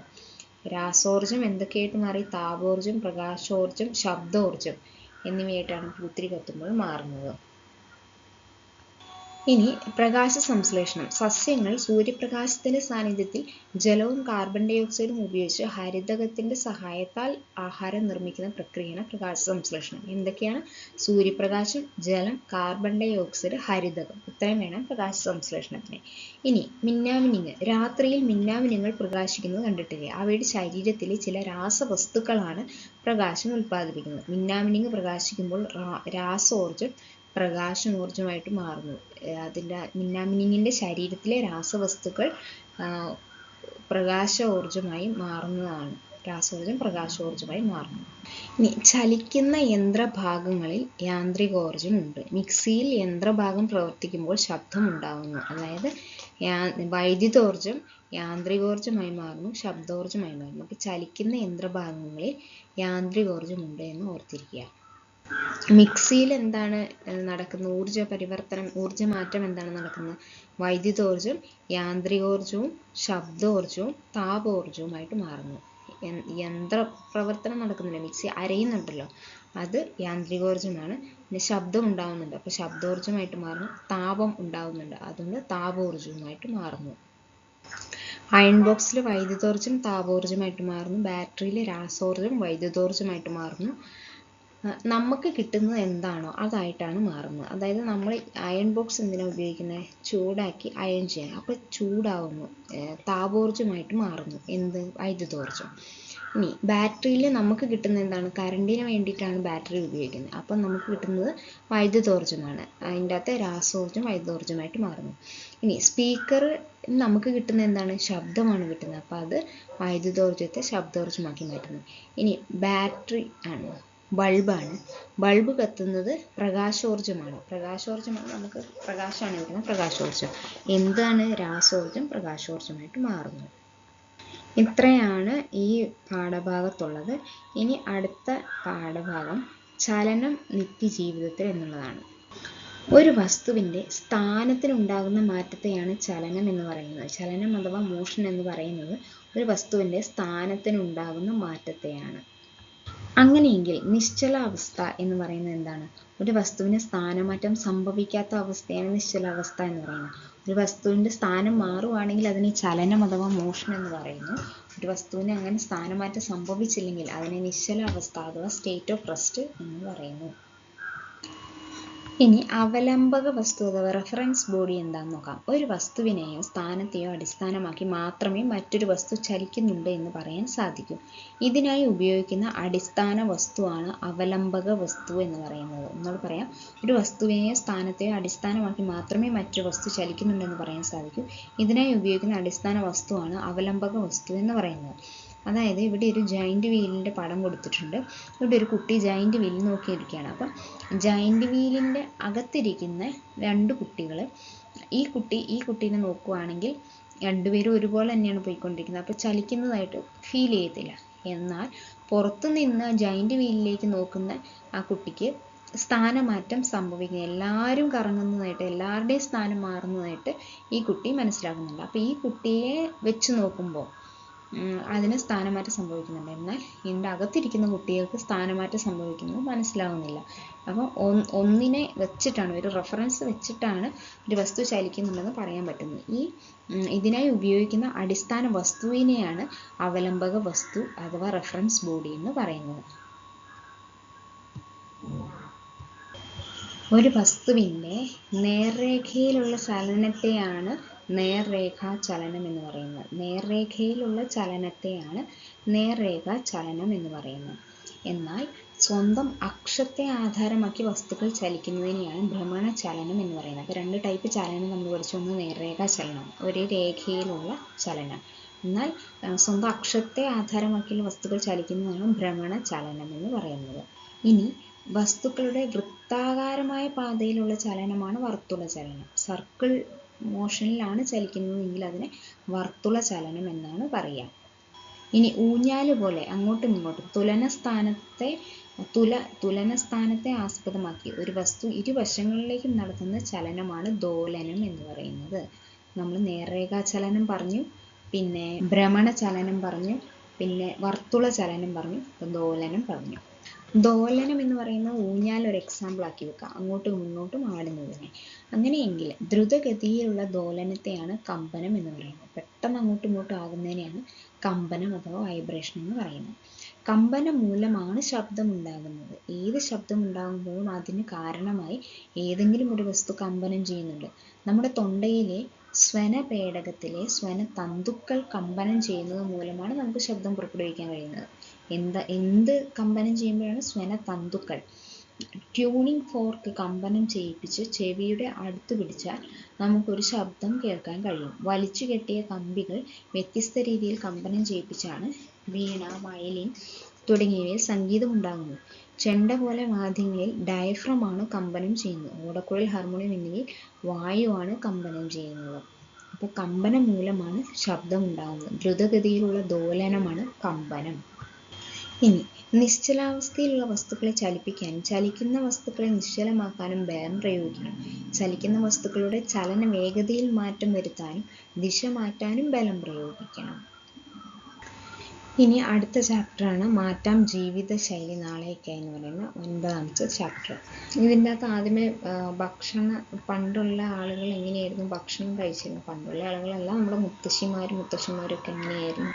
രാവിലെ കപ്പപ്പുഴുക്ക്, ചക്കപ്പുഴുക്കായിരുന്നു പ്രധാന ഭക്ഷണം. പിന്നെ പഴങ്കഞ്ഞിയായിരുന്നു. അവ ഇല്ലാതിരുന്ന കാലത്ത് പഴങ്കഞ്ഞിയായിരുന്നു. കാന്താരി മുളകും ചേമ്പ് കറിയും കൂട്ടി പഴങ്കഞ്ഞി കുടിക്കാൻ എന്തായിരുന്നു രുചി. പിന്നെ ഉച്ചയൂണിന് കുത്തരിച്ചോറ്, പയറ്, ചീര, വാഴപ്പിണ്ടി, കൂമ്പ്, കായ, ഇടിച്ചക്ക ഇതൊക്കെ കൂട്ടാൻ. പിന്നെ കിളിച്ചുണ്ടൻ മാവിന്ന് പറിച്ചെടുത്ത മാങ്ങയിട്ട് വെച്ച മീൻകറി. വൈകുന്നേരം വാഴയിലയിൽ പുഴുങ്ങിയെടുത്ത അടയോ കൊഴുക്കട്ടയോ. പിന്നെ ഒഴിവ് കാലത്ത് ഉത്സവമായിരുന്നു. മാമ്പഴം, ചക്കപ്പഴം, വാഴപ്പഴം, പപ്പായ, പേരയ്ക്ക, പറങ്കിമാങ്ങ ഇവയൊക്കെയായിരുന്നു ഇടനേരങ്ങളിലെ ഭക്ഷണം. അവയൊക്കെ എന്തായിരുന്നു സ്വാദ് എന്ന് പറഞ്ഞിട്ടുണ്ടായിരുന്നു. അപ്പോൾ ഇതിൻ്റെ അകത്ത് നമുക്ക് പഠിക്കാനുള്ളത് ഒന്ന്, എല്ലാ വർഷവും ഒക്ടോബർ 1 വയോജന ദിനമായി ലോകമെമ്പാടും ആചരിക്കുന്നത് എന്ന് നോക്കുക. വയോജന ദിനം ഒക്ടോബർ 1. ഇതിൻ്റെ അകത്ത് ബോഡി മാസ് ഇൻഡെക്സ് കണ്ടുപിടിക്കുന്നതിന് വളർച്ച പരിശോധിക്കുന്നതിനുള്ള ഒരു മാർഗമാണ് ഉയര തൂക്ക പരിശോധന. തൂക്കം ഡിവൈഡഡ് ബൈ ഉയരം ഇൻറ്റു ഉയരം എന്നാണ് കൊടുത്തത്. കിലോഗ്രാമിലുള്ള തൂക്കം ഡിവൈഡഡ് ബൈ ഉയരം മീറ്ററിൽ ഇൻറ്റു എത്രയാണ് അത് കിട്ടുന്നതാണ് BMI എന്ന് പറയുന്നത്. BMIയും ശരീരാവസ്ഥയും പറയുന്നത് 18.5 കുറവാണെങ്കിൽ ഭാരക്കുറവാണ്. 18.5 മുതൽ 24.9, ഏകദേശം 18 മുതൽ 25 വരെയാണ് ശരിയായ ഭാരം എന്ന് പറയുന്നത്. 25 മുകളിലോട്ടുള്ളത് അമിതവണ്ണമാണ്. 25 മുതൽ 30 വരെയാണ് അമിതവണ്ണം എന്ന് പറയുന്നത്. എന്നാൽ 30-നും 35-നും പൊണ്ണത്തടിയുടെ 1-ാം ഘട്ടം എന്നാണ് പറയുക. 30 മുതൽ 35 വരെ ഓർക്കുക. 35 മുതൽ 40 വരെ പൊണ്ണത്തടിയുടെ 2-ാം ഘട്ടവും 40-ന് മുകളിലേക്ക് പൊണ്ണത്തടിയുടെ 3-ാം ഘട്ടവുമാണെന്ന് പറയാം. അപ്പോൾ BMI 18.5 മുതൽ 30 വരെ നോക്കുക. 18.5 മുതൽ 30 വരെ നോക്കുക. 30-ന് മുകളിലോട്ടുള്ളത് പൊണ്ണത്തടിയാണ്. അതിൻ്റെ 3 സ്റ്റേജ് ഉണ്ട്. 30 മുതൽ 35 വരെ 1-ാം ഘട്ടം, 35 മുതൽ 40 വരെ 2-ാം ഘട്ടം, 40-ന് മുകളിലേക്ക് 3-ാം ഘട്ടം എന്നിങ്ങനെ പൊണ്ണത്തടീനെ തിരിച്ചിട്ടുണ്ട്. 18.5 കുറവാണെങ്കിൽ ഭാരക്കുറവാണ്. 18.5 മുതൽ 25 വരെയാണ് ശരിക്കും നിൽക്കേണ്ടത് ശരിയായ ഭാരം. 25 മുതൽ 30 വരെ അമിതവണ്ണമാണ്. 25 മുതൽ 30 വരെ. 30-ന് മുകളിലേക്കാണ് പൊണ്ണത്തടി എന്ന് പറയുന്നത്. ഉറക്കത്തെപ്പറ്റി പറയുന്നുണ്ട്. രാത്രി ഉറങ്ങുമ്പോൾ ശരീരത്തിന് നല്ല വിശ്രമം ലഭിക്കുന്നു. ഈ സമയത്താണ് ശരീരകോശങ്ങൾ അവയുടെ കേടുപാടുകൾ തീർക്കുന്നത്. ഉറങ്ങുമ്പോൾ പേശികൾ നിശ്ചലാവസ്ഥയിലാണ്. ശ്വാസോച്ഛ്വാസവും ഹൃദയമിടിപ്പും ദഹന പ്രവർത്തനങ്ങളും മന്ദഗതിയിലാവും. ശരീരത്തിലെ സങ്കീർണമായ പല രാസപ്രവർത്തനങ്ങളും നടക്കുന്നത് രാത്രി നാം ഉറങ്ങുമ്പോഴാണ്. അതിനാൽ രാത്രിയിലെ ഉറക്കനഷ്ടത്തിന് പകരമാവില്ല പകലത്തിലെ ഉറക്കം. ആവശ്യത്തിലധികം ഉറങ്ങുന്നതും നല്ലതല്ല. നിങ്ങളുടെ പ്രായത്തിലുള്ള ഒരാൾക്ക് 7 മുതൽ 8, പിള്ളേർക്കാണെങ്കിൽ 7 മുതൽ 8 വരെ ഉറങ്ങണം. ശരിയായ ആരോഗ്യത്തിന് ആഹാരം പോലെ വ്യായാമവും ഉറപ്പാക്കണം. ഉറക്ക ഹോർമോൺ എന്നറിയപ്പെടുന്ന മെലാറ്റോണിൻ ഉൽപാദനം കൂടുന്നത് രാത്രിയിലാണ്. ഉറക്ക ഹോർമോൺ എന്നറിയപ്പെടുന്നത് ഏതാണ്? മെലാറ്റോണിനാണ്. ഓക്കെ, അത് രാത്രിയിലാണ് കൂടുന്നത്. നമ്മുടെ ശരീരത്തിലെ ഒരു ഗ്രന്ഥി, അതായത് പീനിയൽ ഗ്രന്ഥി, ഇരുട്ടിനോട് പ്രതികരിക്കുന്നതിൻ്റെ ഫലമായാണ് മെലാറ്റോണിൻ ഉൽപ്പാദിപ്പിക്കുന്നത്. പ്രഭാതമാകുമ്പോൾ പ്രകാശത്തിൻ്റെ സാന്നിധ്യം മൂലം ഈ ഹോർമോണിൻ്റെ ഉൽപ്പാദനം കുറയുന്നു. അപ്പോഴാണ് നാം ഉണരുന്നത്. ഉണർന്നിരിക്കുന്നത് പ്രചോദനം നൽകുന്നവയാണ് കാപ്പി, ചായ, കോള എന്നിവ. അതിനായി രാത്രി ഉറങ്ങുന്നതിന് മുമ്പ് ഇവ കുടിക്കരുത്. ക്ഷീണം, ഏകാഗ്രമില്ലായ്മ, ഉന്മേഷക്കുറവ്, പെട്ടെന്നുള്ള ദേഷ്യം ഇവ ഉറക്കമില്ലായ്മയുടെ ഫലമായി കാണുന്നു. അപ്പോൾ ഉറക്ക ഹോർമോൺ എന്നറിയപ്പെടുന്നത് മെലാറ്റോണിനാണ്. അത് രാത്രിയിലാണ് കൂടുന്നത്. പീനിയൽ ഗ്രന്ഥിയാണ് ഉൽപ്പാദിപ്പിക്കുന്നത്. ഇനി പ്രമേഹത്തെപ്പറ്റി പറയുന്നുണ്ട്. 100 മില്ലിലിറ്റർ രക്തത്തിലെ പഞ്ചസാരയുടെ സാധാരണ അളവ് 70 മുതൽ 100 മില്ലിഗ്രാം ആണ്. രക്തത്തിലെ പഞ്ചസാരയുടെ അളവ് ക്രമാതീതമായി ഉയരുന്ന രോഗമാണ് പ്രമേഹം എന്ന് പറയുന്നത്. 70 മുതൽ 100 മില്ലിയാണ് നോർമൽ റേഞ്ച്. ഇനി ജീവിതശൈലി രോഗങ്ങളാണ് ഈ പ്രമേഹം എന്ന് പറയുന്നത്. ശരീരത്തിലെ ഗ്ലൂക്കോസിന്റെ അളവ് നിയന്ത്രിക്കുന്നത് പാൻക്രിയാസ് ഉൽപ്പാദിപ്പിക്കുന്ന ഇൻസുലിൻ എന്ന ഹോർമോണാണ്. ഫ്രെഡറിക് ബാൻറ്റിംഗ്, ജോൺ മക്ലോസ് എന്നീ ശാസ്ത്രജ്ഞരാണ് 1921 ഇൻസുലിൻ ഹോർമോൺ കണ്ടെത്തിയത്. ഗ്ലൂക്കോസിന്റെ അളവ് നിയന്ത്രിക്കുന്നത് പാൻക്രിയാസ് ഉൽപ്പാദിപ്പിക്കുന്ന ഇൻസുലിനാണ്. ഇൻസുലിൻ ഉൽപ്പാദിപ്പിക്കുന്ന ഗ്രന്ഥി ഏതാണ്? പാൻക്രിയാസ് ആണ്. മെലാറ്റോണിൻ ഉൽപ്പാദിപ്പിക്കുന്ന പീനിയൽ ഗ്ലാൻഡാന്ന് പറഞ്ഞു. ഇൻസുലിൻ ഉൽപ്പാദിപ്പിക്കുന്ന പാൻക്രിയാസ് ആണ്. ഇനി ഈ ഇൻസുലിൻ കണ്ടുപിടിച്ചത് ആരൊക്കെയാണ്? ഫ്രെഡറിക് ബാൻറ്റിങ്ങും ജോൺ മക്ലോഡും ഫ്രെഡറിക് ബാൻറ്റിങ്ങുമാണ് 1921 ഇൻസുലിൻ ഹോർമോൺ കണ്ടുപിടിച്ചത്. ഇൻസുലിൻ ഉൽപ്പാദിപ്പിക്കുന്ന കോശങ്ങളുടെ നാശം കാരണം ശരീരത്തിന് ആവശ്യമായ ഇൻസുലിൻ ഉൽപ്പാദിപ്പിക്കപ്പെടാത്ത അവസ്ഥയാണ് ടൈപ്പ് 1 പ്രമേഹം. ടൈപ്പ് 1 പ്രമേഹത്തിൽ ഇൻസുലിൻ ഉൽപ്പാദിപ്പിക്കപ്പെടുന്നില്ല, കുറയുന്നു. ഇത് കുട്ടികളിലാണ് സാധാരണയായി കണ്ടുവരുന്നത്. എന്നാൽ ഉൽപ്പാദിപ്പിക്കപ്പെടുന്ന ഇൻസുലിൻ ഉപയോഗിക്കാൻ കഴിയാതെ വരികയോ ശരീരത്തിന് ആവശ്യമായത്ര അളവിൽ ഇല്ലാതെ വരികയോ ചെയ്യുന്ന അവസ്ഥയാണ് ടൈപ്പ് 2 പ്രമേഹം എന്ന് പറയുന്നത്. ടൈപ്പ് 1 എന്ന് പറയുന്നത് എന്താണ്? കോശങ്ങൾക്ക് നാശം സംഭവിക്കുന്നത്. ഇൻസുലിൻ ഉൽപ്പാദിപ്പിക്കുന്ന കോശങ്ങൾക്ക് നാശം സംഭവിക്കുന്നതാണ് ടൈപ്പ് 1 പ്രമേഹം എന്ന് പറയുന്നത്. എന്നാൽ കോശങ്ങൾക്ക് നാശം സംഭവിക്കുന്നില്ല. ശരീരത്തിന് ആവശ്യമായി വേണ്ടത്ര ഇൻസുലിൻ ഉൽപ്പാദിപ്പിക്കാൻ കഴിയാതെ വരുന്ന അവസ്ഥയാണ് ടൈപ്പ് 2 എന്ന് പറയുന്നത്. നാം സാധാരണയായി കണ്ടുവരുന്ന ടൈപ്പ് 2 പ്രമേഹമാണ്. ടൈപ്പ് 1 പ്രമേഹത്തിന് ജീവിതകാലം മുഴുവൻ ഇൻസുലിൻ കുത്തിവെക്കണം. എന്നാൽ ടൈപ്പ് 2 പ്രമേഹം ശരിയായ ജീവിതശൈലിയുടെ മരുന്നുകളിലൂടെയും നിയന്ത്രിക്കാം. ഇനി BP അഥവാ രക്തസമ്മർദ്ദം എന്ന് പറയുന്നത് അത് വേറൊരു ജീവിതശൈലി രോഗമാണ്. രക്തക്കുഴലിലൂടെ ഒഴുകുമ്പോൾ രക്തക്കുഴലുകളുടെ ഭിത്തികളിൽ ചെലുത്തുന്ന മർദ്ദമാണ് രക്തസമ്മർദ്ദം. രക്തക്കുഴലുകളുടെ ഭിത്തിയിൽ ചെലുത്തുന്ന മർദ്ദമാണ് രക്തസമ്മർദ്ദം. സ്ഫിഗ്മോമാനോമീറ്റർ എന്ന ഉപകരണം ഉപയോഗിച്ച് രക്തസമ്മർദ്ദം അളക്കാവുന്നതാണ്. രക്തസമ്മർദ്ദം അളക്കുന്നത് എന്താണ്? സ്ഫിഗ്മോമാനോമീറ്റർ. 120/80 റീഡിംഗ് കാണിക്കുന്നത് സാധാരണ രക്തസമ്മർദ്ദം. പുകവലി, പൊണ്ണത്തടി, പൊട്ടാസ്യത്തിന്റെ കുറവ്, ഉപ്പിന്റെ അമിത ഉപയോഗം, പ്രായാധിക്യം എന്നിവ സാധാരണ രക്തസമ്മർദ്ദ നിരക്കിൽ വ്യതിയാനം സംഭവിക്കുന്നു. പുകവലി, പൊണ്ണത്തടി ഒക്കെ രക്തസമ്മർദ്ദം ഉണ്ടാക്കുമെങ്കിലും പൊട്ടാസ്യത്തിന്റെ കുറവ്, സോഡിയമല്ല പൊട്ടാസ്യത്തിന്റെ കുറവും ഉപ്പിന്റെ അമിത ഉപയോഗവും പ്രായാധിക്യവും രക്തസമ്മർദ്ദത്തിന് കാരണമാകുന്നു. ഇനി വേറൊരു ജീവിതശൈലി രോഗമാണ് കൊളസ്ട്രോൾ. മൊത്തം കൊളസ്ട്രോൾ 200 mg/dl താഴെയുള്ളതാണ് ശരിയായ അവസ്ഥ. ടോട്ടൽ കൊളസ്ട്രോൾ 200 mg ആണ്. കൊളസ്ട്രോൾ നല്ല കൊളസ്ട്രോൾ എന്നും ചീത്ത കൊളസ്ട്രോൾ എന്നിങ്ങനെ 2 തരമുണ്ട്. അധികമുള്ള ചീത്ത കൊളസ്ട്രോളുകൾ രക്തക്കുഴലുകളിൽ അടിഞ്ഞുകൂടുന്നു. ചീത്ത കൊളസ്ട്രോൾ അധികമാകുമ്പോൾ അതാണ് രക്തക്കുഴലുകളിൽ അടിഞ്ഞുകൂടുന്നത്. അത് രക്തപ്രവാഹത്തിന് തടസ്സമുണ്ടാകുന്ന ഹൃദയാഘാതത്തിന് കാരണമാകുന്നു. ഇത് കരളിനെയും ദോഷകരമായി ബാധിക്കുന്നു. എന്നാൽ നല്ല കൊളസ്ട്രോൾ കൂടുന്നതിനനുസരിച്ച് ഹൃദയാഘാത സാധ്യത കുറയുന്നു. വ്യായാമം ചെയ്യുമ്പോൾ ശരീരത്തിൽ നല്ല കൊളസ്ട്രോൾ വർദ്ധിക്കുന്നു. അതുപോലെ മത്തി, അയല, ഇലക്കറി, പയറുവർഗ്ഗങ്ങൾ, നിലക്കടല, വാൽനട്ട് തുടങ്ങിയ ആഹാര പദാർത്ഥങ്ങളും നല്ല കൊളസ്ട്രോൾ കൂട്ടാൻ സഹായിക്കുന്നു. ഏതൊക്കെയാണ്? മത്തി, അയല, ഇലക്കറി, പയറുവർഗ്ഗങ്ങൾ, നിലക്കടല, വാൽനട്ട് തുടങ്ങിയ ആഹാര പദാർത്ഥങ്ങൾ നല്ല കൊളസ്ട്രോൾ കൂട്ടാൻ സഹായിക്കുന്നു. ഇത്രയാണ് 6ാം ക്ലാസ്സിലെ ബേസിക് സയൻസിൽ പഠിക്കാനുള്ളത്. അപ്പം വീഡിയോ ഉപകാരപ്പെടുന്നുണ്ടെങ്കിൽ ചാനൽ സബ്സ്ക്രൈബ് ചെയ്യുക. Thank U.